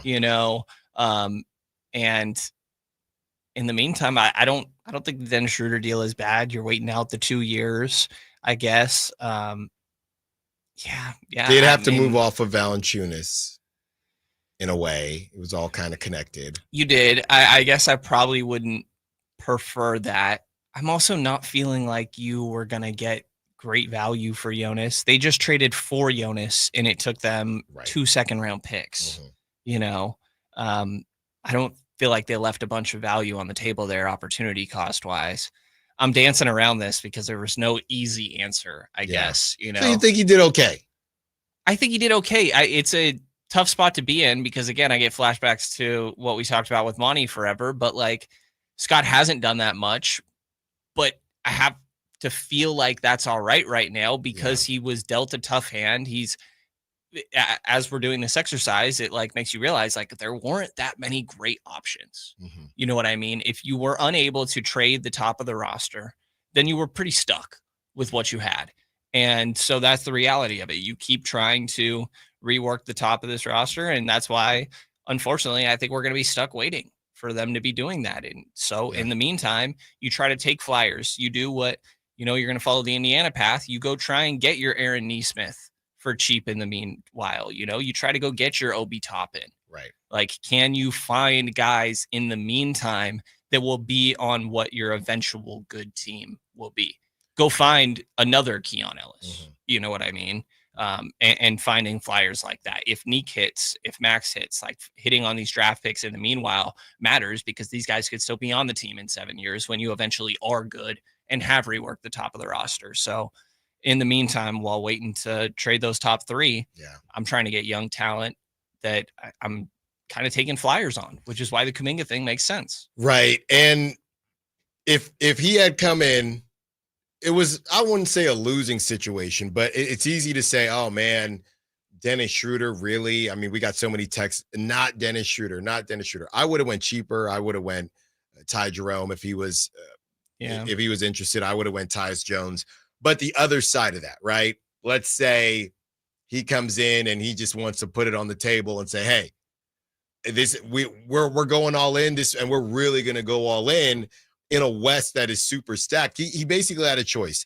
Do we want to try to fight fire with fire, or do we want to kind of just wait this thing out? Because we don't have the ammo right now. We're not, we're not retreating, but kind of. Because if he comes in, says, here you go, Atlanta, take Zach LaVine, and here's a first for Trae Young, right? Because they are probably going to move off Trae Young, and then they get another first-round pick, and they can move off of Zach LaVine when it's time.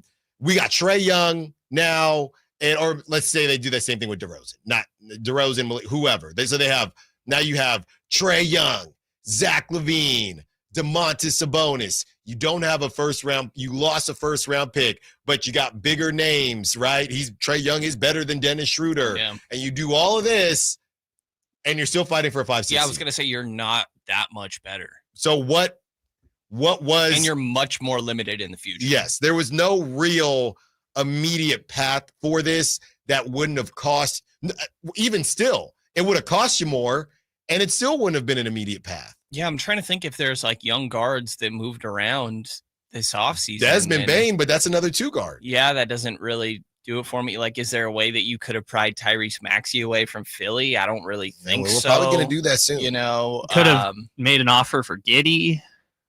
Yeah, maybe.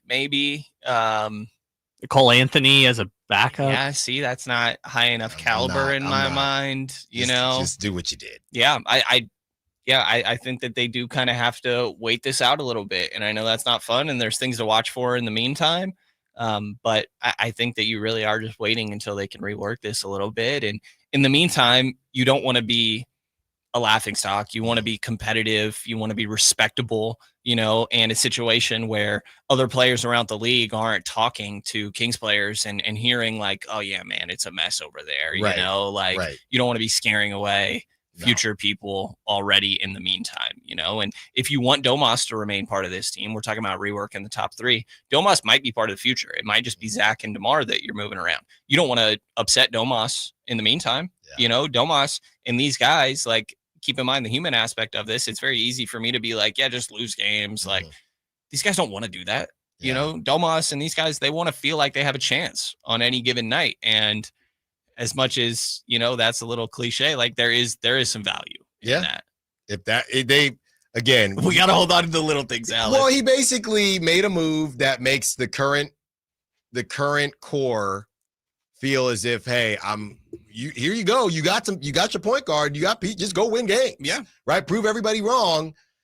But on the back end, there aren't big enough commitments to where if this doesn't work, right, we have a way out. One more segment with Brendan Nunez. Let's get into the X's and O's a little bit. Could the defense look any better? Could Doug cook up any new schemes? Allen Stiles, Sacktown Sports. Hello, Sacramento. I'm Emran Pilati, owner of True Sports Cards and Collectible Store here in Rockland, California, and the host of the True Sports Cards Show that airs right here on Sacktown Sports 1140 every Saturday from 10 to 11 a.m., where we discuss the latest trends, hottest products, and deliver exclusive interviews with other industry leaders. And don't forget to visit our shop, True Sports Cards, at 6661 Stanford Ranch Road in Rockland and see what we have for all your sports card and memorabilia needs. Elk Grove Honda is proud of Honda's lineup of trucks and SUVs offering compatibility and versatility to the core. From the all-electric Prologue to the Pilot, Honda's most rugged SUV, and from the Street Smart CR-V to the Ridgeline's truckload of capabilities, Honda's lineup also includes the Passport, designed for adventure, and HR-V, just as smart as it looks. See the exciting new models at Elk Grove Honda in the Elk Grove Auto Mall, Highway 99 at Elk Grove Boulevard. I gotta get an Elk Grove Honda. Allen Stiles here with your Sacktown Sports injury update, brought to you by DTLA Law Group. Luis Severino, out with that left oblique strain, has resumed playing catch, and his expected return is late August. Grant Holman, out with that strained right middle finger, expected return is TBD, but he has started gripping drills and is building toward a throwing progression. Hopefully, he'll be back soon. That was your Sacktown Sports injury update, brought to you by Downtown LA Law Group. Hey, I'm Allen Stiles. Injured at work? Call Downtown. DTLA Law Group, California's leading injury law firm. With over 40 lawyers throughout California, they have won over $500 million in settlements. DTLA Law Group will get you compensation for your work injury. You don't pay unless they win. That's right. You pay zero up front. Call Downtown. Text injury help to 40222. That's injury help to 40222. Visit them at calldowntown.com. Text charges may apply. When you're hiring, have you ever felt like you're missing out on meeting great candidates? Well, they're not hard to find when you go to ZipRecruiter. ZipRecruiter helps 10 million people with their job search every day. People who are actively looking for jobs like yours. So it's easy to find the right person fast. 4 out of 5 employers who post on ZipRecruiter get a quality candidate within the first day. Try ZipRecruiter for free at ZipRecruiter.com/free. That's ZipRecruiter.com/free. Why choose a Sleep Number smart bed? Can I make my site softer? Can I make my site firmer? Can we sleep cooler? Sleep Number does that. Cools up to 8 times faster and lets you choose your ideal comfort on either side. Your Sleep Number setting. It's the Sleep Number biggest sale of the year. All beds on sale, up to 50% off the limited edition smart bed. Plus free premium delivery with any smart bed and adjustable base. Ends Labor Day. All Sleep Number smart beds offer temperature solutions for your best sleep. Check it out at a Sleep Number store or sleepnumber.com today. If you're 55 or older and into that whole saving money thing, T-Mobile has an exclusive phone and internet bundle just for you. Right now, get 2 unlimited phone lines plus 5G home internet for just $30 each per month with autopay, plus taxes and fees. And with 5G home internet, setup is easy with just 1 cord and no technician needed, which is great if you're also into that whole keeping it simple thing. Switch now and experience the best mobile network in the U.S. Visit your local store to start saving. T-Mobile, it's better over here. Based on analysis by Ookla of speed test intelligence data Q4 2024 to Q1 2025. Ookla trademarks used under license. Unlimited on our network. Customers on voice plan may notice speeds lower than other customers and further reduction if using more than 50 gigs a month due to data prioritization. Video streams and SD on this plan. Home internet pricing after $20 and monthly bill credit plus $5 per line without autopay. Debit or bank account required. See 5G device coverage and access details at T-Mobile.com. Bonneville International Radio Station contests are open to participants at least 18 years of age and older that are residents of California and who reside in one of the 6 counties that make up the Sacramento metro area, unless otherwise specified. Employees or agents of the station, Bonneville International Corporation, other area radio stations, or any entity associated with the contest are not eligible to win, unless the station otherwise specifies in its own discretion. Persons who have won in the last 30 days from a station contest or event may not be eligible. For a copy of the general contest rules, visit khdk.com.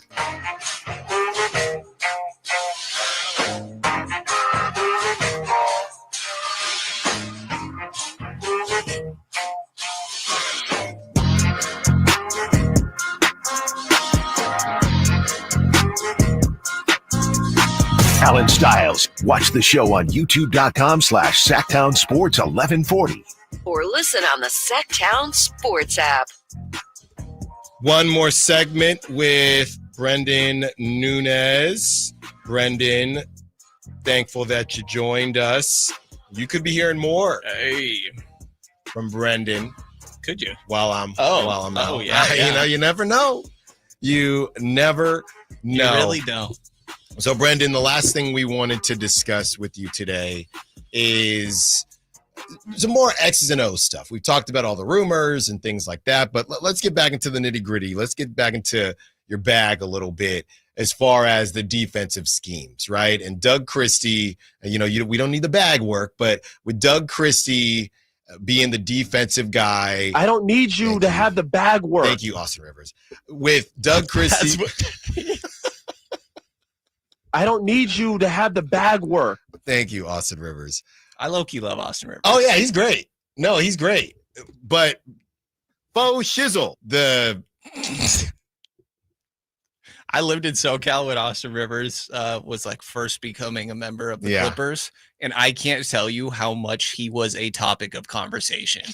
The amount of people that absolutely hated Austin Rivers because your dad's just hiring you. And then so I became like a defender of like, no, this guy can actually play. Have you seen his high school mixtape? No, it was crazy. So next thing I know, I'm an Austin Rivers guy. Yeah. Well, and you know who else hated him? Also the guys on his team. Yeah. Then they all went to the Rockets and then tried to fight him in the locker room. Yeah, not great. Pretty sure his dad like refused to trade him or something.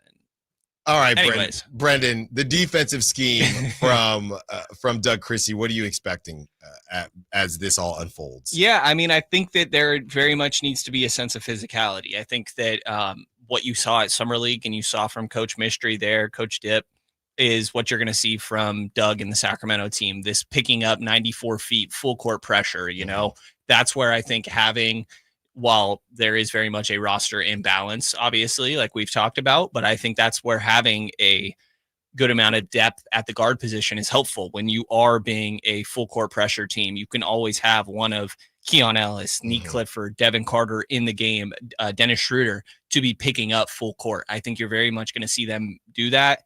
I think they're going to be really physical. At least that is going to be the idea, right? The level of physicality game to game, I think could be something that changes a lot of their success on sort of a game to game basis there. But I think that you're going to see a lot of the same. The main difference in my mind will probably be the ball pressure. Again, picking up full court. I think being aggressive, trying to get, just in their face as much as possible, bother the ball handlers, crowd their space in that sort of general area, because the rim protection isn't the greatest, as we know, on this team. So I think there's going to be a lot of pressuring ball handlers and attempting to force turnovers that way, really mucking up the game, I guess I would say.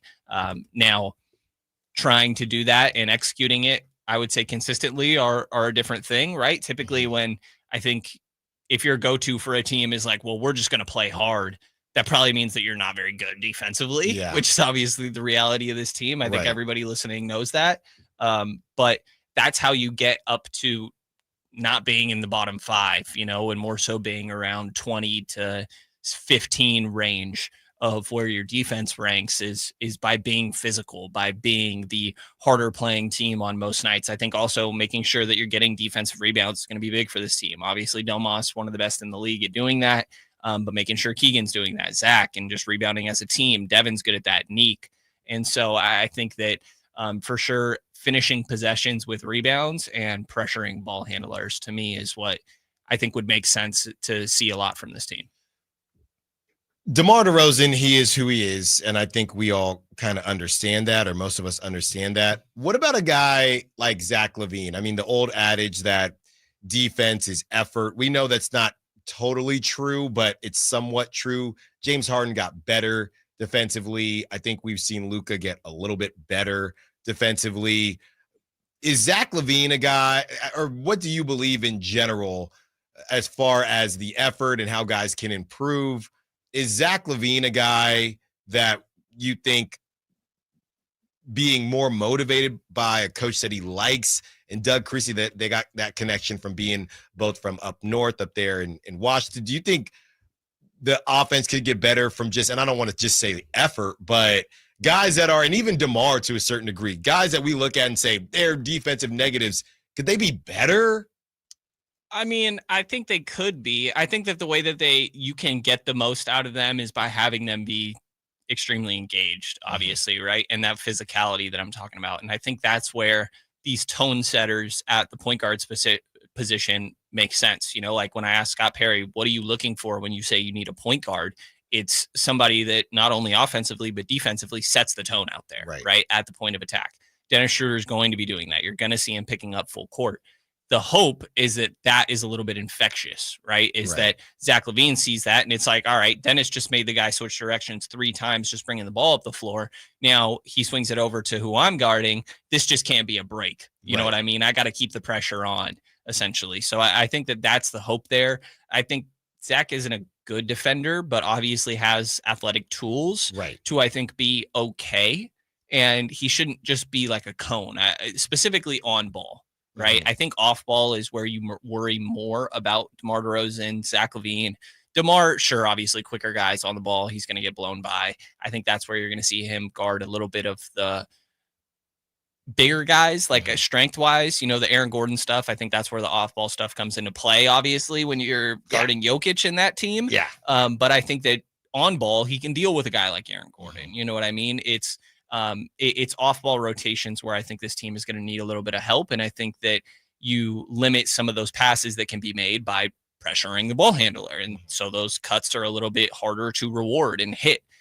So, you know, trying to essentially find a little bit of some gimmicky ways to get around not having great defensive talent here. And Zach, you know, there could be another level to his defense, I think. DeMar, we know what he is at this point, as you said. When we were doing the what would you do if you were Scott Perry yesterday, I said I would maybe have a conversation with DeMar just about usage. Doesn't exactly have to be about coming off the bench or anything like that.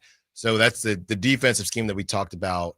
To flip it over to the offensive side, any idea what this is going to look like? I mean, all we know is he simplified Mike Brown's offense last season. It can't be as much DeMar as it was. And Zach LaVine still got his shots off. Yeah. So it's not as if Zach LaVine wasn't shooting at all, but it was a lot of DeMar. He was 21st in field goal attempts per game. So that's a lot.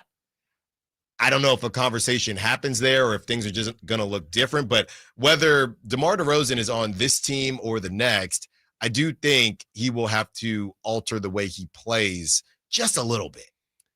Yeah, I mean, I think that you still, you know, falls a little bit under like the can't teach old dog new tricks, and more so that like, you know, DeMar's strengths, and if you're going to have DeMar on your team, you have to just cater to DeMar at this point a little bit as well.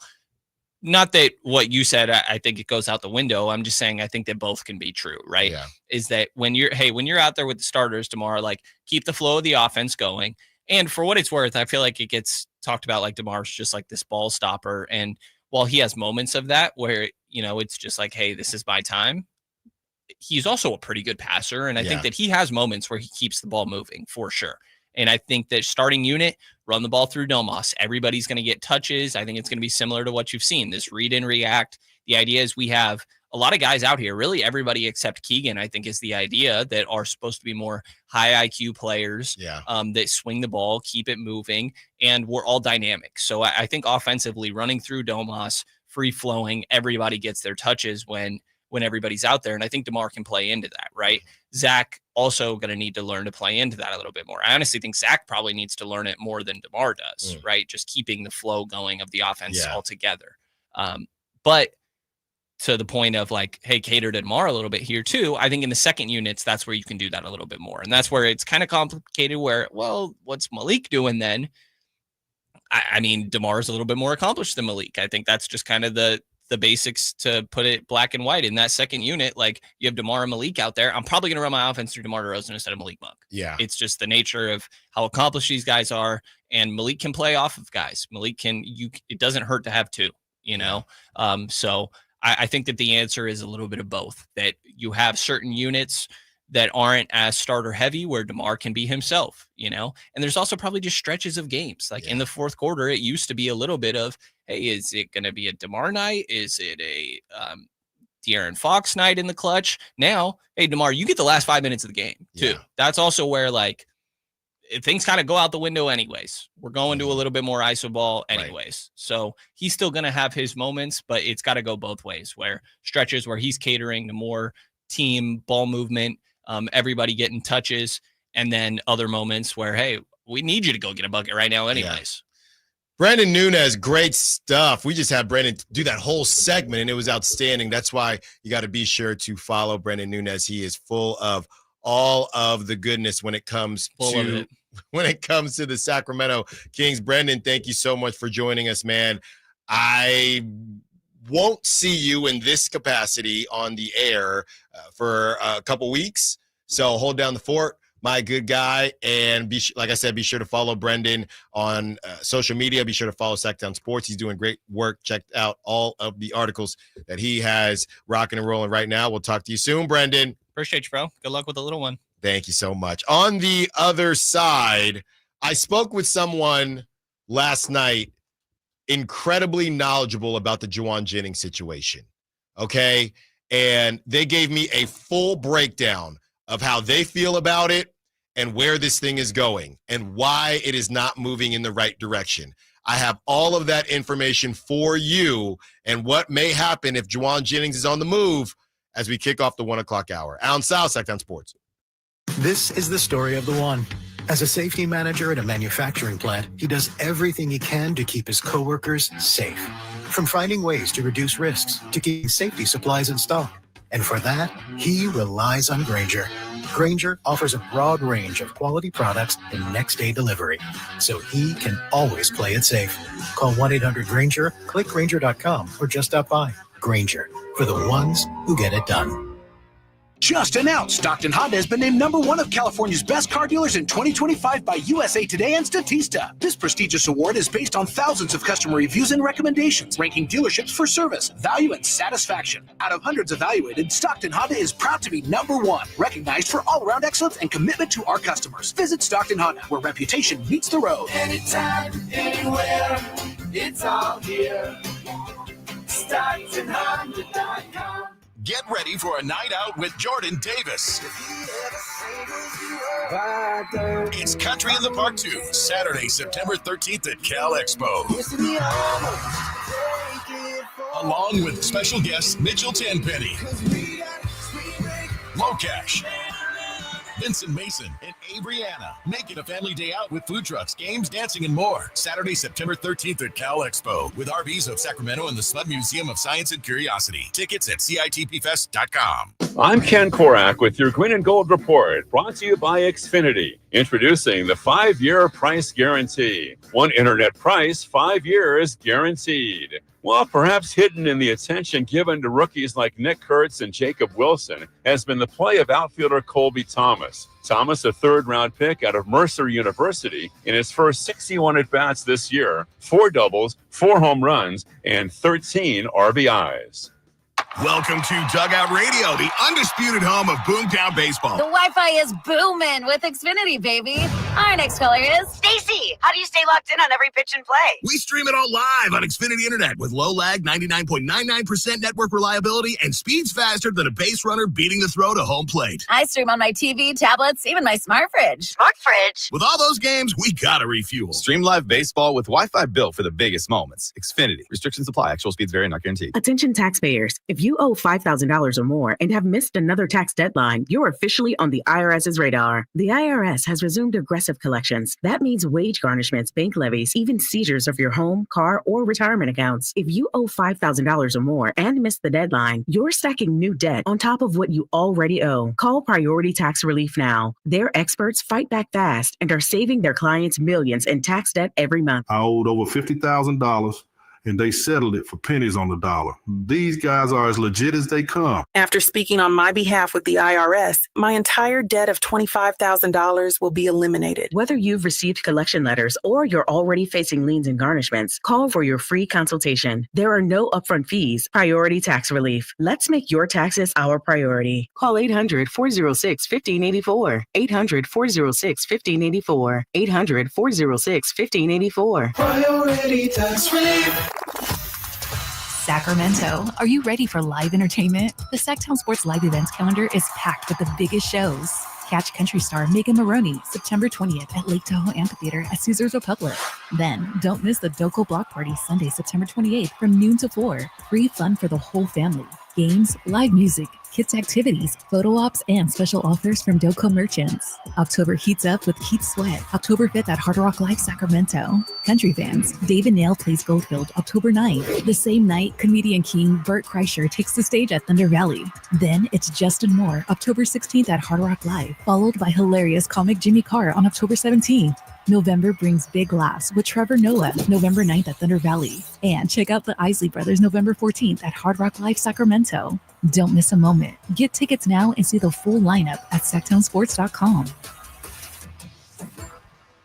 KHD1 Sacramento, KYMX HD3 Sacramento. From the Power Business Technology Toshiba Studios, Sacktown Sports 1140.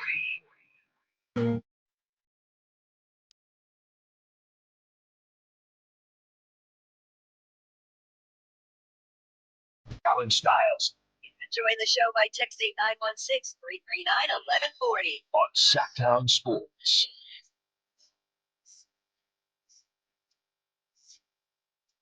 Which one is this, Kyle? This is the Yumi and Whiskey. Oh, okay, yeah. As they're about to say. Okay. Mm-hmm. So I want to do something different here. I want to be fair to our app listeners and to our listeners in general, because they might not be by their phones or they might want to pull over, because these things are going like hotcakes. Justin Moore, win a pair of tickets to see Justin Moore at Hard Rock Live October 16th. I got too caught up talking about the ribeye and whatever else I was talking about when it came to Hard Rock Live. So this is what we're going to do. 1:15. Kyle, keep me honest here. We're going to give everybody 15 minutes.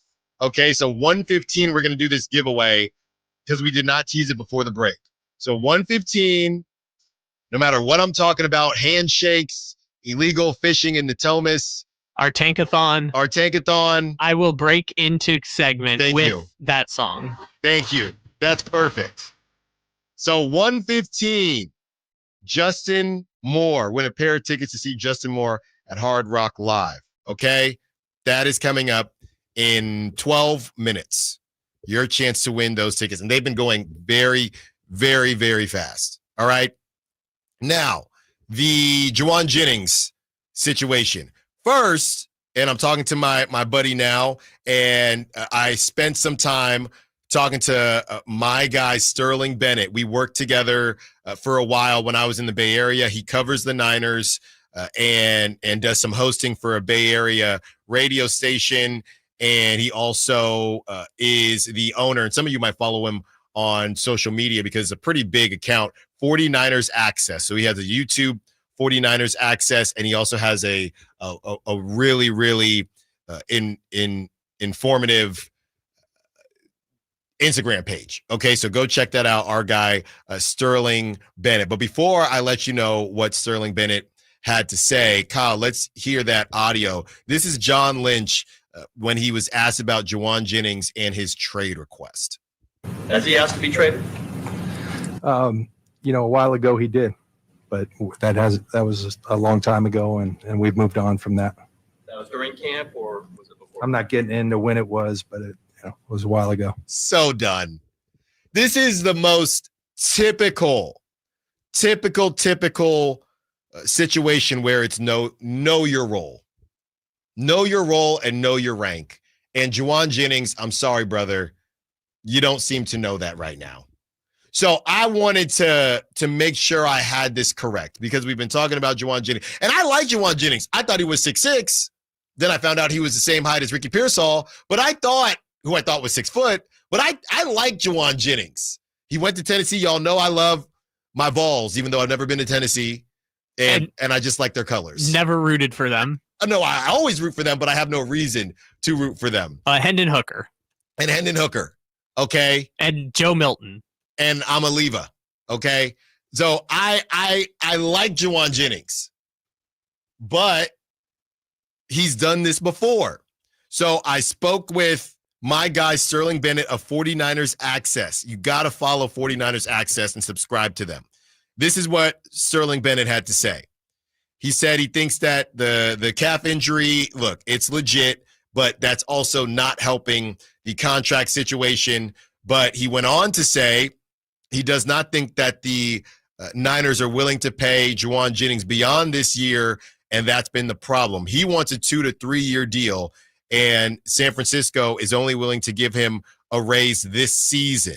That's similar to the Trey Hendrickson thing, right? How they paid him on the Bengals, but they just paid him for this season to get it over with. Trey Hendrickson was willing to take it. Apparently, Juwan Jennings says, no, I want 2 to 3 years. So, and on top of that, the injury is just mucking all of that up. He's willing to hold out, and you can tell by John Lynch that they're just tired of it, especially after the front office mandate to cut costs and the Ayuk deal debacle, right? So this is what Sterling is kind of breaking down to me. They just can't budge while Juwan Jennings is nearing a holdout that only hurts his pocketbook. And that's why Marquez Valdes-Scantling was signed, and they are in the process of trying to sign Kendrick Bourne. They can't wait around for Juwan Jennings. Meanwhile, Juwan Jennings is attempting to use this last week as leverage. As soon if Kendrick Bourne, and I think we would have saw that somewhere. As not yet. Yeah, if Kendrick Bourne does sign, Juwan Jennings practically becomes irrelevant, and they immediately start game planning for Seattle without him. Okay? And I said to that, I went on and I said, okay, so he'd be holding out with the Niners having no intention to end it. Sterling basically broke down the Niners could put him on IR and free up a roster spot while he stews, or fine him and let his contract dwindle, something Juwan Jennings wouldn't dare let happen. So this is pretty much cooked for Juwan Jennings. He just made a decision at a really, again, these Kumingas, and Kuminga, at least he might still end up on top, but these guys are just getting bad information. And somebody and I can almost tell you what happened with Juwan Jennings. Dude, you had almost, if you didn't get kicked out that last game, you had 1,000 yards. You're a 1,000-yard receiver. They got to pay you like that. You know what? I should be paid like that. I am the number 2 on this team. What are they going to do? They don't got Debo. They don't know where Brandon Ayuk is coming back. I got leverage. There's a difference between actual leverage and perceived leverage. And Juwan Jennings and his camp did not know the difference, and they're about to bleep around and find out. That's what I'm taking from this. So that's from Sterling Bennett, does great work for 49ers Access. And it's not how I wanted things to end, Kyle. I like Juwan Jennings a lot. Thought he was 6'6". Turns out he's not. But I liked him. Turns out this is the Niners just telling us that they believe the numbers he put up last season, essentially anybody in his position. And what does that tell you about Debo? Because he was the X receiver. He was running the number one routes. But with that being said, the Niners basically feel like Marquez Valdes-Scantling, who they moved off of, or not even that.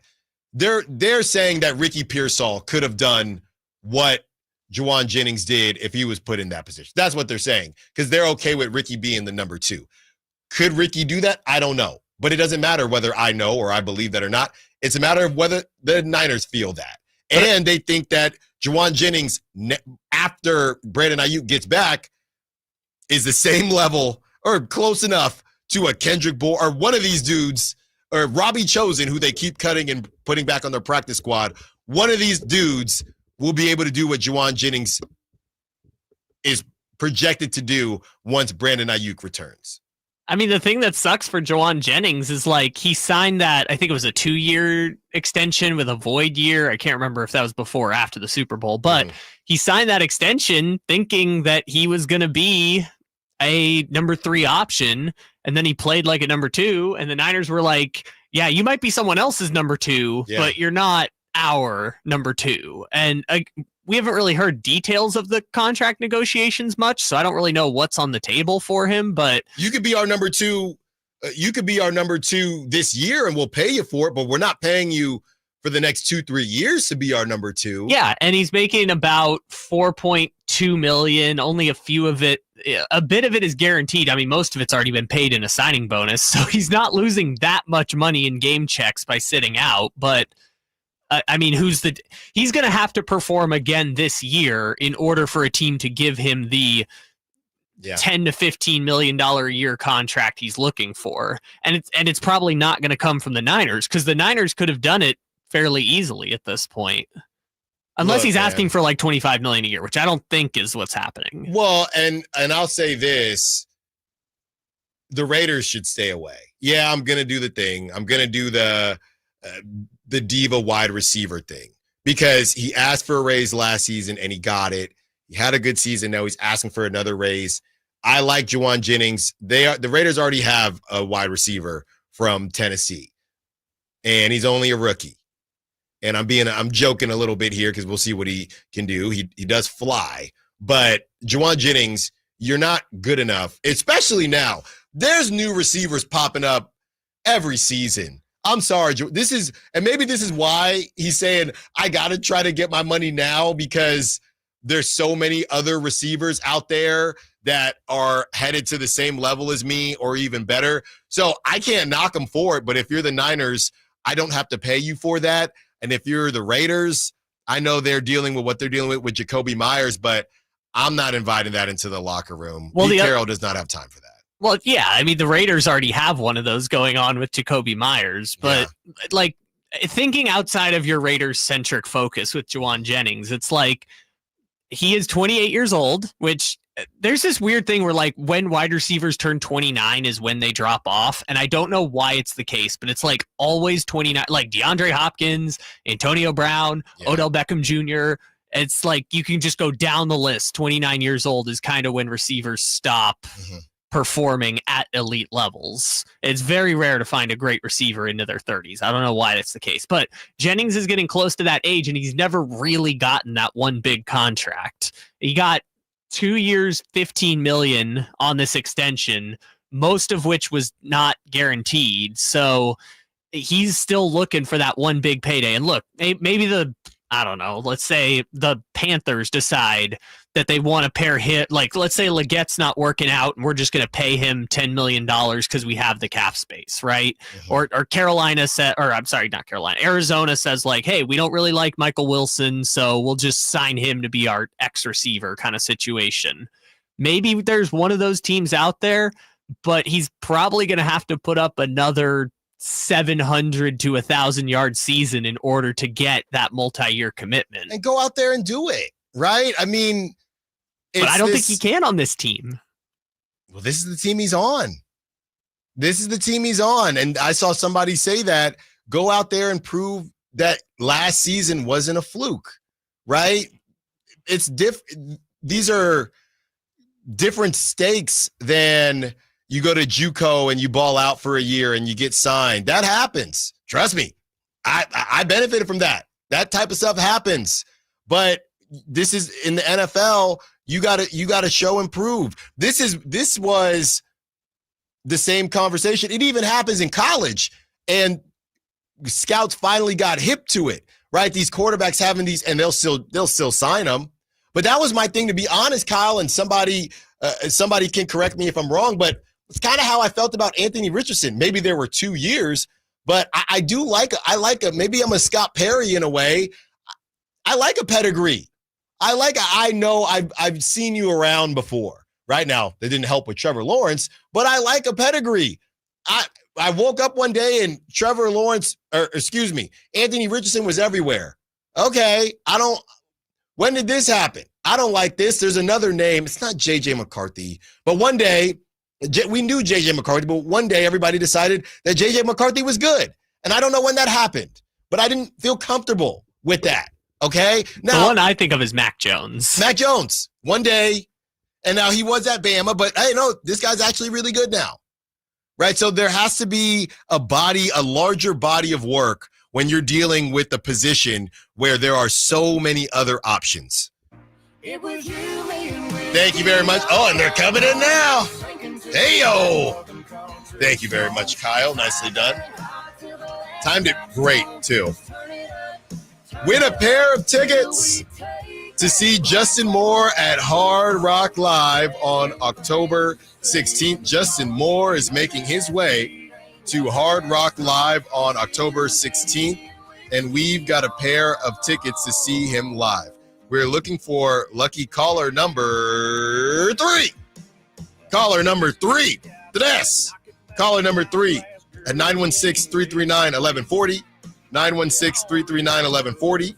916-339-1140 to score our pair of tickets to see the show and to get on out there and get a medium plus ribeye. That is not included, but you can buy one. And you can buy some of that brown liquid that they're talking about on this here song, an adult beverage. That's right. Uh-huh. Hey. 916-339-1140, 916-339-1140, waiting and looking for caller number 3. If you win, say thank you, Kyle. If you lose, you can blame Kyle, not me. As we continue on, this is from Nick Wagner, who covers the Niners for ESPN.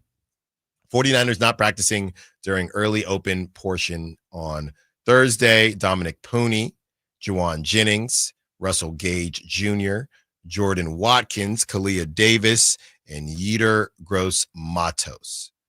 All right. He said he did happen to see Pooney, Gage, Watkins, and Davis working on the side. So good stuff there from Nick Wagner. Good stuff from Sterling Bennett. And that's what life is about, man. It's about leverage. And Juwan Jennings, you have to be certain that you have that leverage. Because now you're probably going to have to walk back with your tail between your legs. That's what's going to happen.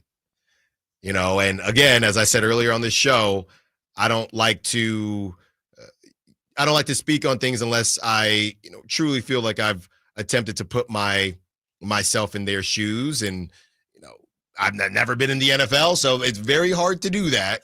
Right. So I try to give them all a little bit of grace, but, after talking to a couple different people the last couple of days, it just seems like, when Debo did it, a lot of this stuff has been understood, right? Nobody is, when CeeDee Lamb was doing it, understood. Micah Parsons, it's understood. Even the people out there that, just play under contract, that we understand this is how it works in the NFL. But that's not what's going on with Juwan Jennings. He's kind of double dipping here because he did it last season.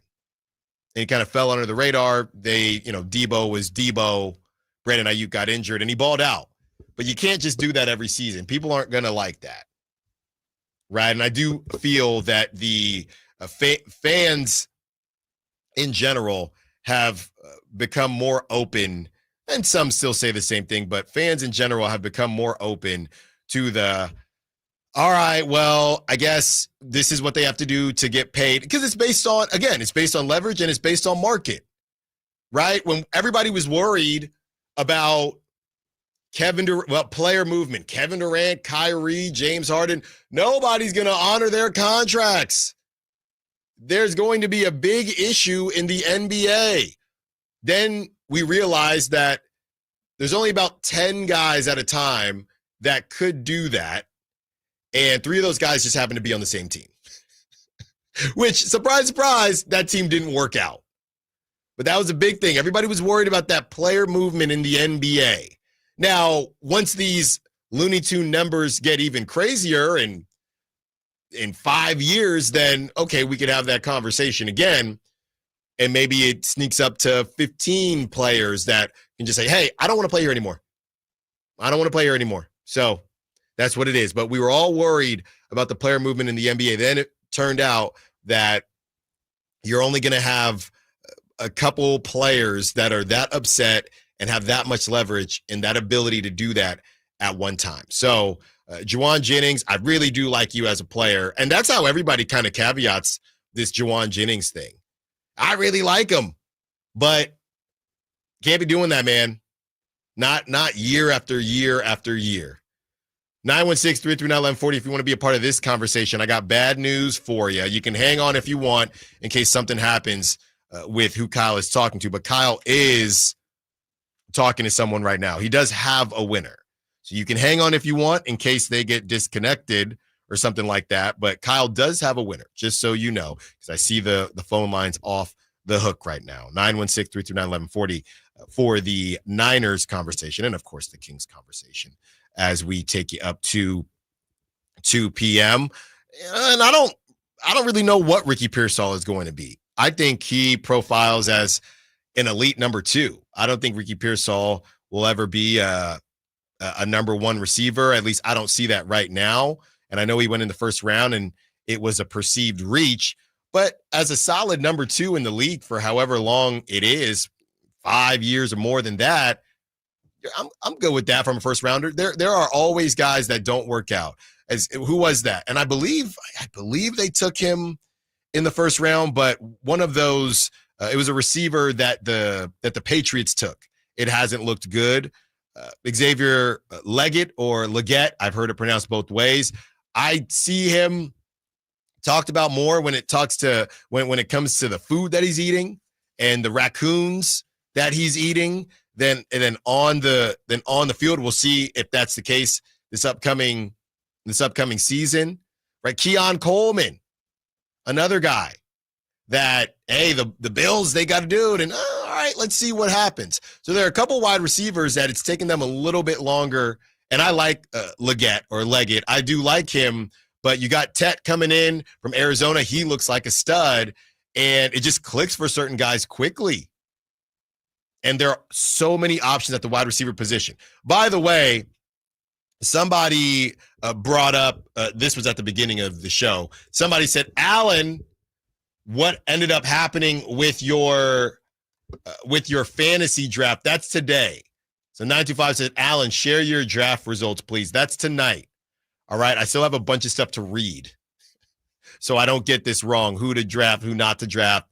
I think it's pretty clear. I am going with Jamar Chase to start. I'm going with Jamar Chase. Okay. I'd rather just play it safe, and it is what it is, than try to get too spicy and be wrong. All right. I have a plan. Kyle helped me out. Y'all help me out, so I appreciate that. And it feels as if it's dang near a fantasy draft with the Niners right now, as far as the wide receiver position is concerned. So that is my kind of in-depth update on Juwan Jennings. A bit surprising how this has all turned out. And again, where they're getting this information from and how they're making these decisions.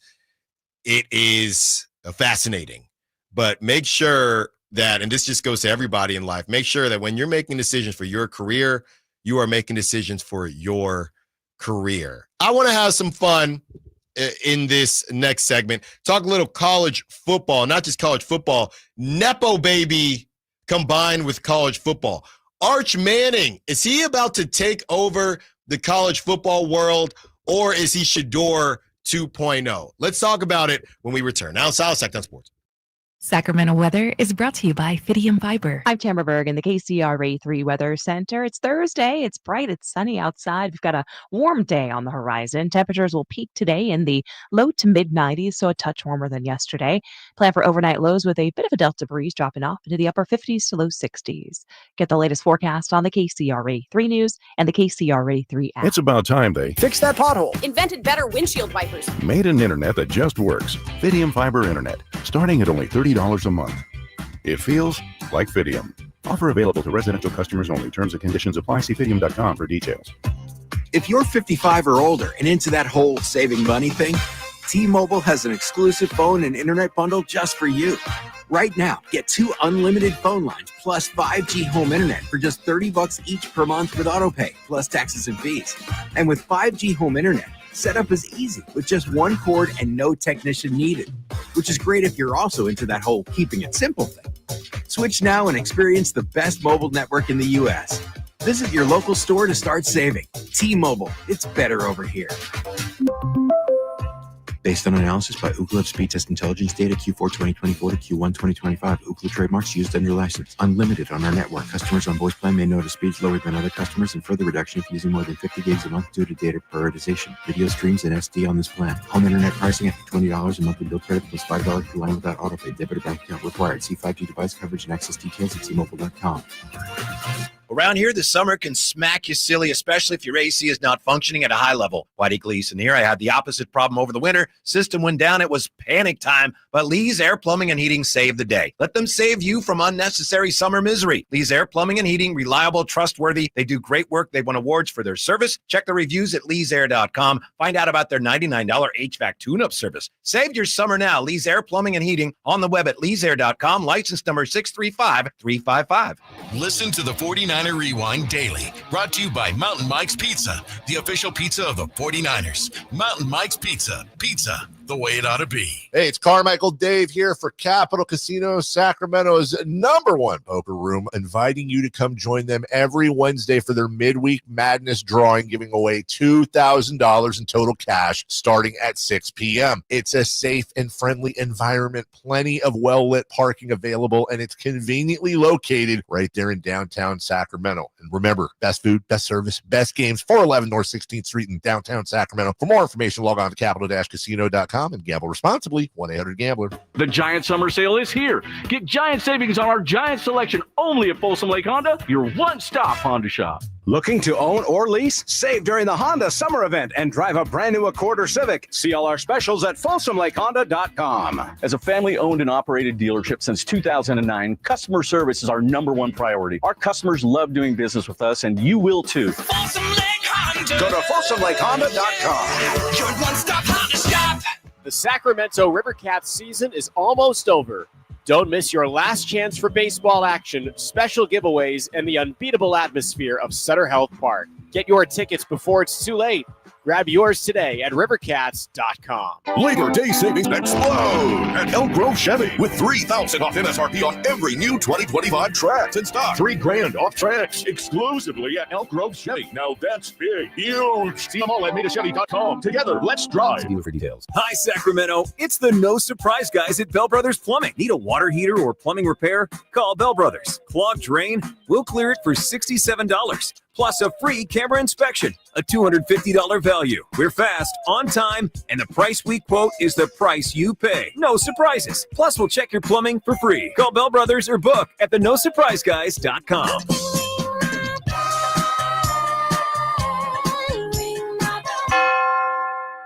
Hey, Shark fans. The Esquire IMAX Theater in downtown Sacramento is showing the original blockbuster from 1975, Jaws, 15th anniversary, the IMAX experience. You yell shark, we've got a panic on our hands on the 4th of July. Remastered by IMAX for surround sound and crystal clear images. The original Jaws gripping suspense is a must-see on the Esquire IMAX Theater 6-story screen. Get reserved seats early to limited screenings at IMAX.com/Sacramento. Jaws playing this week only at the Esquire IMAX Theater.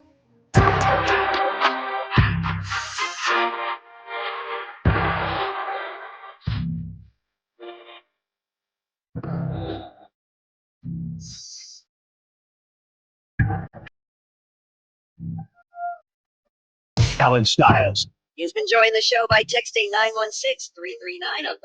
916-339-1140. On Sacktown Sports. Maybe during my paternity leave, I'll just get back to making beats. You know what I mean? Making beats? Everyone's made a beat, you know? Can't say I have, but again, this might be a two Americas situation. Everyone's made a beat. Chris Walker is going to join us along with Whitey Gleason. I know Chris has made a beat before. I know. To your point, I don't know if they had beat makers when Whitey was around. You might just need you just need an instrument. Whitey's beat maker was a bongo. Yeah, you just need an instrument. Back in the day, Whitey had to carve it out of wood. Yeah. Hey, Whitey. Kyle said that, not me. 916-339-1140. Kyle, was the name of our winner today for the Justin Moore tickets? Bryant, who's been a Justin Moore fan for about 15 years. Oh, wow. Good for you, Bryant. Congrats on winning those tickets. And next time you get your winner, Kyle, I know there's only one more. You got to ask them how they getting their ribeye cooked. Okay? They're just learning about the ribeye at Hard Rock. So what we're going to say medium minus. Is that what we settled on? Wow. No, that was our texter, Nick, giving me a hard time. But congrats to Bryant. Enjoy yourself out there. And maybe you'll see me. Let's figure all that out. And we have one more chance, okay, tomorrow to win tickets to see Justin Moore, whether you've been a fan of him for 15 years like Bryant or for 15 days or 15 minutes as you are hearing the music when we get into those segments. Real quick, Kyle, I have this on Arch Manning, but we were discussing this money situation with the NIL. And remember how we were talking about, I was just speaking with Ramsey, who does a great job for us producing when certain others are out. I was talking with Ramsey about the Ryder Lions thing, okay? Ryder Lions taking on, and Folsom taking on Sarah this weekend. And as a former Dale South Spartan, I can't stand Sarah. I can't say. Look, shout out Tom Brady and Barry Bonds, can't stand Sarah. But we were talking about the money and how Ryder got $800K, went home that day, I think, and we're talking about levels to this. And I know you were saying, hey, he's got to go on the mission. We don't know when he's going to start. Bryce Underwood for Michigan got $12 million. Oh, do you know the story's even funnier than that? But yes, he got $12 million. If you want the story, I can give you the Spark Notes version. Is it actual Spark Notes, Kyle? Here. Do you know who Larry Ellison is? Yes. It's either him or his son is in a relationship with a woman who is a major Michigan donor. And instead of buying someone a new car or a new ring, he bought her a quarterback for the University of Michigan. And that is where Michigan got the NIL money to pay Bryce Underwood, is from a woman who went to the school dating Ellison. Huh. It's a crazy story. Yeah. Basically bought a quarterback for Michigan. Well, I'm just saying, $12 million, and BYU got a discount with Ryder, $800K. Oh, you know what our guy Arch Manning's NIL deal is for this year? It was reported today. Let me guess. If Bryce it is Texas. It's a Manning. Fine, I'll take the bait. What, 10 mil? No, you went a little. Price is right, a little too high. According to Pro Football Talk, $6.8 million. $6.8 million for a quarterback who, as we're about to hear, Aaron Rodgers' brother talk about. Yeah, this is from Aaron Rodgers' brother that they don't talk, but he does talk about Arch Manning. Here it is. But I will say, and I'm going to say this, I don't know what you guys talked about when I went off air. The hype doesn't match the tape. There are good things, and there are some good things, but the hype or the tape to me doesn't tell you got a first-round draft pick or a top 10 or a number 1 overall draft pick or a Heisman hopeful. I think he's going to go into Ohio State and he's going to struggle because he hasn't played anybody. The last time we saw him against a really good defense was Georgia, and he looked out of place, right? He looked really good against UTSA, Louisiana Monroe, and Mississippi State, the worst defense in the SEC. I think there's still a lot for him to grow and a lot we need to see, like Lewis said. Shador 2 We're going to do it all over again, baby. We're going to do it all over again. This one is different, though. And the reason I say this is different is that Colorado won 4 games, Shedeur and Travis Hunter's first season. Arch's first game as the official Texas quarterback is about to be for the number 1 team in the country, playing as a 4.5-point dog at the defending national champions. And Texas has this brutal SEC schedule, but they're supposed to be the cream of the crop in the SEC because they have millions upon millions of dollars in NIL money. Yeah. But this is different because there's like actual expectations for this, right? Everyone was like, oh, Shedeur started at Jackson State, right? And then they ended up at Colorado. This is like, oh, you haven't played in 2 years, and now you're expected to win a national championship day one. Well, and that's why I think it doesn't really matter whether Jordan Rodgers is right or wrong. If Texas wins these games and Arch Manning is the quarterback, he's going top 5. That's all that matters. Kyle, stop it. Stop it. So here's what people have talked about with him. He is a 5-star quarterback, yes. But this, first of all, it's too early to tell who's going to be the first pick in the draft. At this time a few years ago, people thought Jake Fromm was going to be the number 1 pick, and now he's selling insurance in Georgia.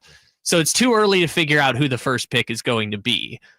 But people have made the point. He's a 5-star, but this is not Trevor Lawrence or Caleb Williams with Arch Manning. Yeah, they give out stars these days. You can buy stars. But he didn't win anything in high school.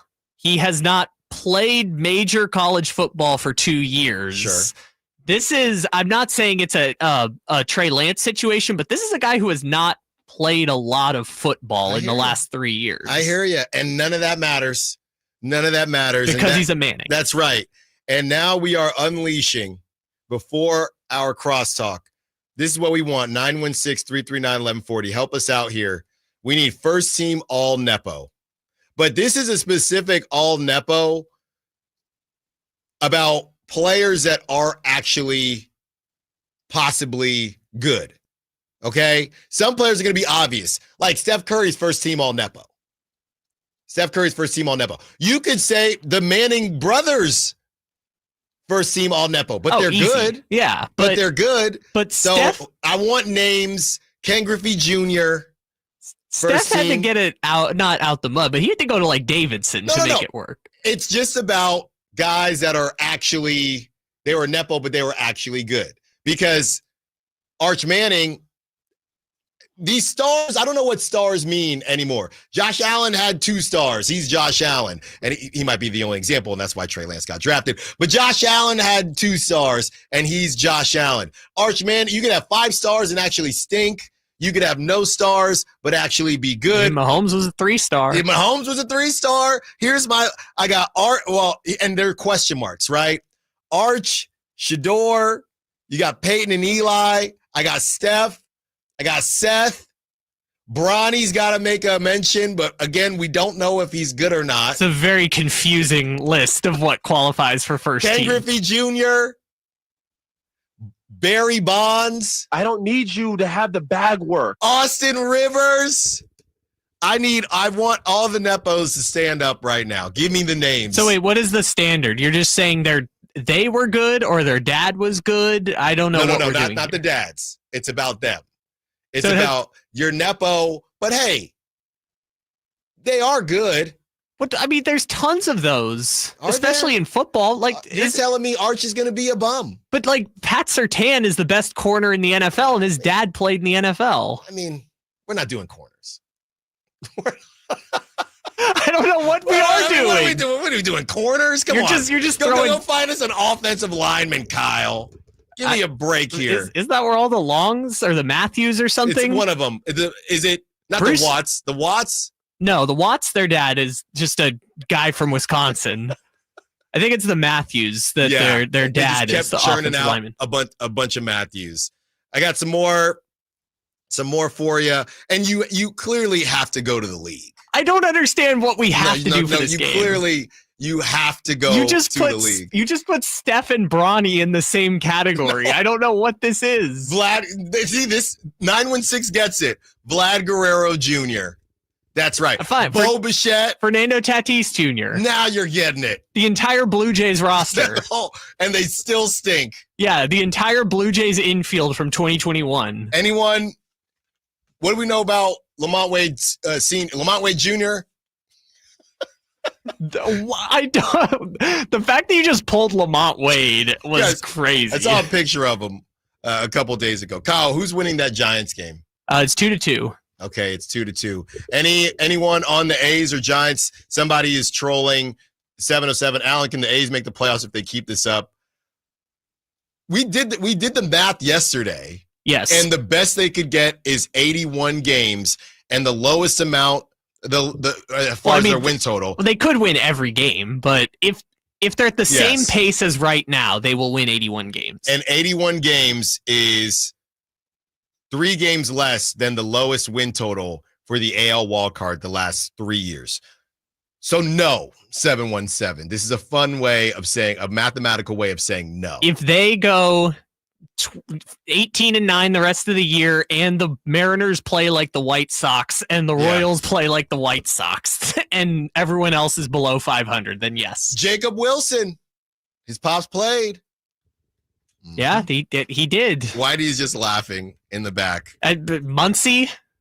I don't know. I'm just saying names now. I don't understand the game. Well, he's got the other guy with the two Max Muncy. Okay, go ahead. Isn't Estes' kid is with the A's? Remember he hit Victor Robles, and Victor Robles threw his bat at him?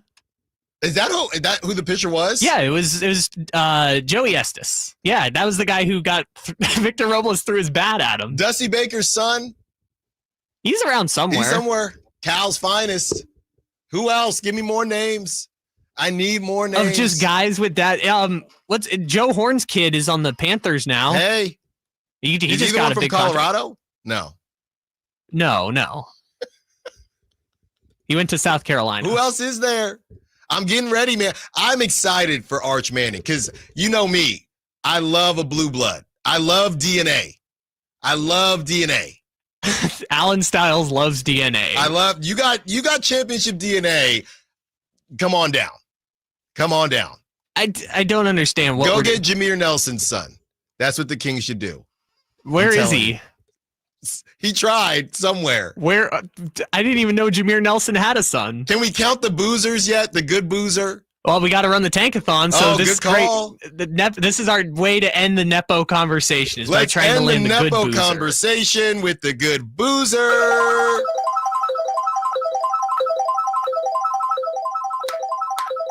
No, I think you're lying. I did run it twice, but who gives a bleep? With the number 1 pick in the 2026 NBA draft, the Sacramento Kings get the good boozer and or AJ DeBansa. No, not in the Nepo segment. We're getting the good boozer. Give me the good boozer. Not the bad boozer, the good boozer. That's right. 530 just says Clemens. Yeah. Give me a Clemens. 916 says Frank Gore Jr. Hey. Oh, I was joking about that with Whitey. I know we got to go to a break, but you know who the Niners could sign now? Jerry Rice's son, Frank Gore's son, and Terrell Owens' son. All could be Niners. Do it. Give me more. One more segment with you. And you know why I'm so excited? I'm off the rails here because I'm being joined by 2 legends. Okay? Whitey Gleason and Chris Watkins. I'm just going to let them vibe because they're about to vibe for the next 4 hours. This is going to be legendary. One of the best crosstalks we've ever had. You don't want to miss it. Now, Southside on Sports. Mike Rowe here with a quick question. Have you noticed cracks in your drywall, chimney, or exterior walls? I hope not, because if you have, they could be indications that you've got a much bigger problem with your foundation. That's where Groundworks comes in. They can honestly assess your situation and create a plan to stabilize your foundation. Schedule your free inspection at groundworks.com/row. And while you're there, check out my latest dirty job. It's a good one. Licensed in all states where work is performed. See website for details. Get ready for a night out with Jordan Davis. It's Country in the Park 2, Saturday, September 13th at Cal Expo.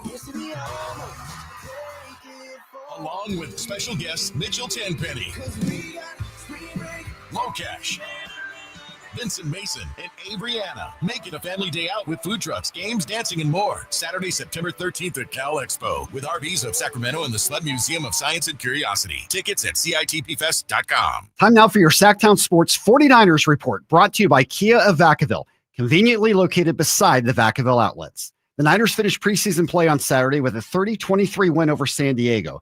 Curtis Robinson had a 32-yard interception return for the go-ahead touchdown, and Tariq Owens, son of Terrell Owens, caught a touchdown pass. The 49ers start for real a week from Sunday. They're in Seattle. Listen all season long to 49er football right here on Sacktown Sports 1140. Football season is here at Kia of Vacaville. You can score big in a new 2025 Kia Niro LX with up to 53 MPG combined at Kia of Vacaville. Perfect for road trips, tailgates, and cruising to Levi Stadium in style and comfort. But don't wait. Inventory is limited at Kia of Vacaville, and these deals won't last long. Visit KiaVacaville.com or stop by right next to the Vacaville outlets for friendly service, easy shopping, and unbeatable value. All in one stop. Kia of Vacaville, where the adventure begins. Saving for retirement was tough enough for us. Yes, and navigating markets can be challenging at times. I understand. That's why at Fisher Investments, we take a disciplined approach with your investments. Tell us more about that. We take an active approach to money management, positioning your portfolio for opportunities we see ahead. So all your clients get the same portfolio? No, we tailor your portfolio to your individual goals and needs. What about communication? We don't like being left in the dark. We check in regularly to keep you informed on the markets and your portfolio. Which means you'll help us stay on track. Yes, our goal is your comfortable retirement.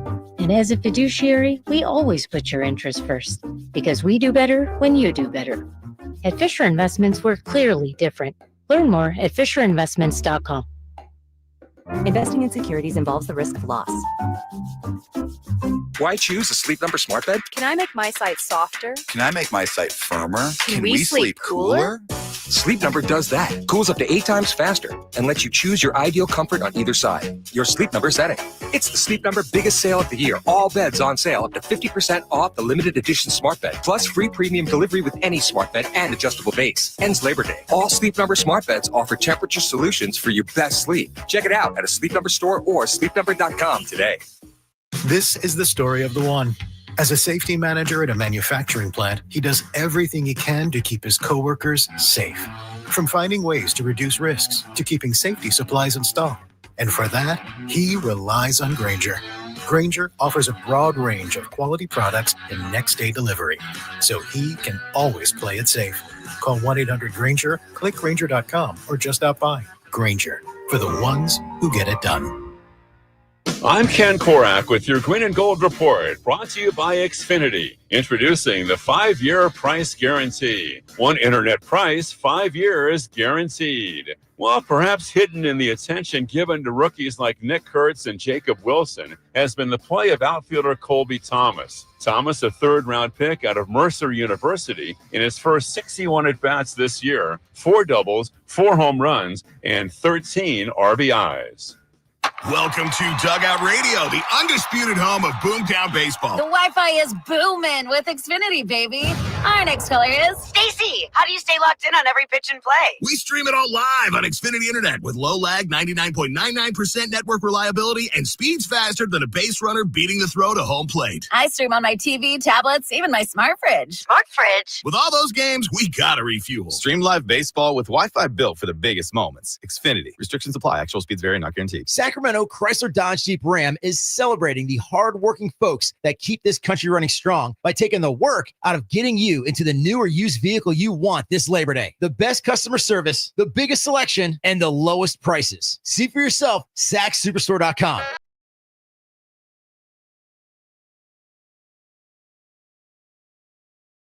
Live and local. It's Allen Stiles on Sacktown Sports.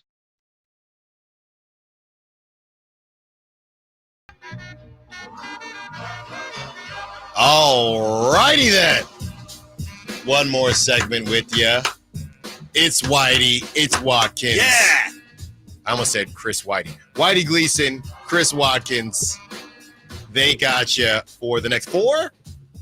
We probably you might can do more. We might blow through the stop sign. Yeah. No brakes. All gas, no brakes. They're taking you up to 2 p.m. Whitey was. We're not taking you up to 2 p.m. Excuse me. They're We're gonna go a starting little at 2 longer. p.m. Yeah. That's right.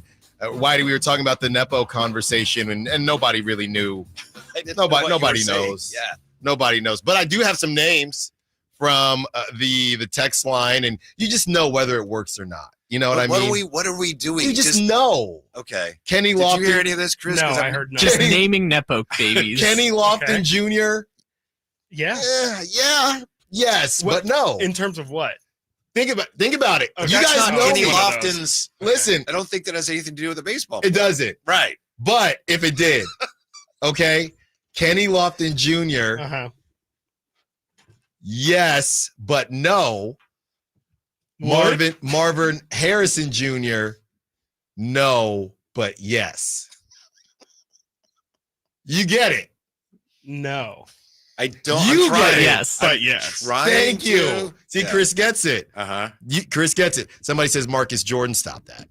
916. He's more popular now than ever before. But Why? he's a I don't no. get this. He's a no. He's a yes, but no. That's what. So the Marcus Jordan updated list is now Bronny, Arch, Peyton, Eli, Steph Shadur, is. Mhm. Kenny Lofton Jr., Ken Griffey Jr., Barry Bonds, Austin Rivers, Seth Austin Curry, Rivers. Yeah. and Seth Curry. There's just no rhyme or reason. GP2? Sure. I don't No, know. but yes. No, All but right. yes. Okay, that's right. That's right. And I'm Kyle really trying. and Kyle mentioned my twin, John David Washington, Denzel's son, and he's in there. Technically an athlete. Technically an athlete as Technically, well. yeah. That's right. How you guys doing, man? I was doing really well like 5 minutes ago. Now I'm pretty confused, but it's feeling good to be back in studios. That's right. Yeah. Mhm. Can't complain. Can't complain too much. How you doing, Alan? Great. It Yeah? was an outstanding show. Brett Really? Siegel joined the Oh, show. always great. Brendan Nunez joined the show All for right. an hour. Can I give you some advice? Oh. As someone who's had, children. Oh. wives Oh, had okay. children. I heard you today on the Uh-oh. morning show. Oh, no. And you were complaining. Oh. You were saying, "Can this baby just get here?" Yeah. Don't ever say that anywhere in the same zip code as your wife.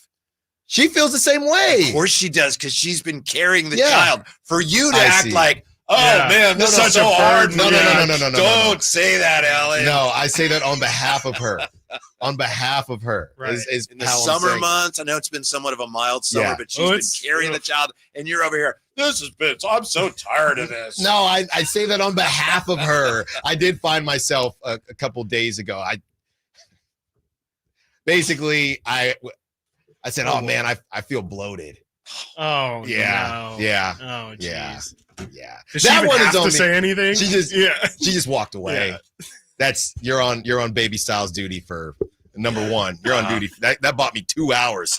Baby Styles duty. I got to be quiet, man. Read the room. I try.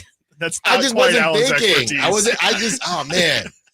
It's a long just weekend. felt it, Oh, yeah. man, Alan's feel like, bloated. the room has to read me. Yeah, that's right. There you Now go. you're getting it, Whitey. So on this glorious day, a throwback Thursday in so many ways, what is coming up? What could possibly be coming up on this show today? Jerry Reynolds is going to join us. Oh my! Wow. When I found out Chris was going to be on the show, I reached out to Jerry Reynolds. Would you like to come on? He said, "Yes, I'd love to." That's right. He's a big big. No, I recall. Jerry Reynolds. Yeah, I recall. What And time is that at? That's going to be just He after said 4, like 4:05. And then at 3, we're going to talk to everybody's favorite fantasy football expert, Michael Fabiano. Yeah. Okay. He's got Yeah. some questions. All righty. And Whitey, are you doing fantasy football? Do you do fantasy football? I haven't in a few years. Okay, Chris. Big time. Yeah. Okay. Unfortunately. So I have my draft tonight. What did you finally name your team? And I know you talked about it yesterday, so I apologize. Oh, my name? No, it's always the same. Oh, okay. It's always A Sizzle. Okay. It's always Team A Sizzle. All right. Okay. I thought you asked for help naming your team. Maybe you needed No. help. I needed help putting your roster No. together. I have the first pick, which I know is Oh, typically yeah. cursed. Super tough. Right. I'm okay with. Ooh. I'm just gonna go Jamar Chase. I'm gonna play it safe. That's what I don't know everyone what wants to you do do. with the second pick. Your comeback, like Right. your And, snake draft and it's gonna be comeback at the around. end. That's what I needed help with. And Kyle and the listeners Yeah. told me just try to get another receiver, maybe a high Marquez level. Valdez-Scantling. Yeah. Well, I mean, if you're going Chase first, it feels like you should probably load up on back. You don't want to, especially depending on what what your league structure is, 2 backs, 3 receivers. You mean running back? Yeah. Yes. Okay. Yeah. No, he meant cornerback. Yeah. I would say if you're going to go receiver first round, maybe think about going running back second and third round. Okay. Would you have a I wouldn't back? force it, but I would try. Would you have a running back? You have no idea who's going to be there. How many you're like regular in your 20 league? pick. You're 20 pick. You're picking one, and then Yeah. you pick like 19 and 20 or something. Like Right, that. So right. It's that kind what of it is? tough to try and guess Hold who's on. going to be. How many people? I think like Chase Brown has been around there. Well, don't in a- say in it a because they couple- might be listening. Okay, sorry. Well, I got there are 15 some running backs who will be available. There, I got for you. 15 in my 15 team league. Yeah, for River Kitties. Wow. Okay. Yeah. Well, that's no joke. Yeah, I don't know. I mean, Okay. you're kind of at the mercy of your friends there. Okay. It's a tough one. All right. Can Okay. you trade the first pick? I thought about You it. should. I thought about it, but I don't know if that's how it becomes a mess. it's going to work. Real quick, the multiple reports that came out, you had the Sam Amick article, and then you had Jake Fisher. A lot of it is saying similar things. You were all over that Jake Fisher report today. I heard you get that right on the air. I don't, and you know how I've felt about the decision for Devin Carter, not Devin Carter, the player, moving off of Devin, depending on what you get back, but moving Devin Carter for Russell Westbrook. Somehow that's worse. To be honest, guys, somehow that's worse than moving Malik Monk. Don't ask me how, but I feel like at its core, it's technically worse. And you're not even a big Devin Carter guy necessarily. No, but I don't get it. Yeah, I don't quite get it either. It's I think the whole Westbrook interest is interesting for Yeah. sure. Like, what is the main purpose? I think we all think that it's off the floor stuff more so than what he helps on the floor. But yeah, the fact that they're willing to change their roster so much just to get him on the team is strange to say the least. When there's nobody else checking for No him. one. He's on a yacht right now, Mm-hmm. shooting free throws. That's right. Was that? There was no way that was his yacht. I I don't wouldn't say know. there's no way. Yeah. I would guess Jordan's yacht. I think he's a Jordan athlete. Oh yeah, it's so somebody. maybe- Yeah. Marcus Jordan might have been there. Hey. That's how we're gonna end this one. 4 hours. Shoot from the corner on that yacht. Splash! Splash! Man overboard! Yeah, somebody else made that joke. Not gonna be me, Russ. Can't wait to see you. Can't wait to see you. Whitey Gleason, Drive Guys coming up next. Whitey Gleason, Kyle Draper, Jake Johnson. But today it is Whitey and Watkins. And you got Ramsey in the back as well, because Jay is doing his thing somewhere. Thanks to all the callers, texters, sack chatters. Congrats to our winner. One more chance to win Justin Moore tickets tomorrow. Thanks to Brett Siegel. Thanks to Brendan Nunez. For Kyle Ledbetter, I'm Allen Stiles. We'll talk to you tomorrow. Till then, get the bag. Maybe. Like the beat. One take wonder. Don't forget my podcast. Gotta go. This is the story of the one. As a safety manager at a manufacturing plant,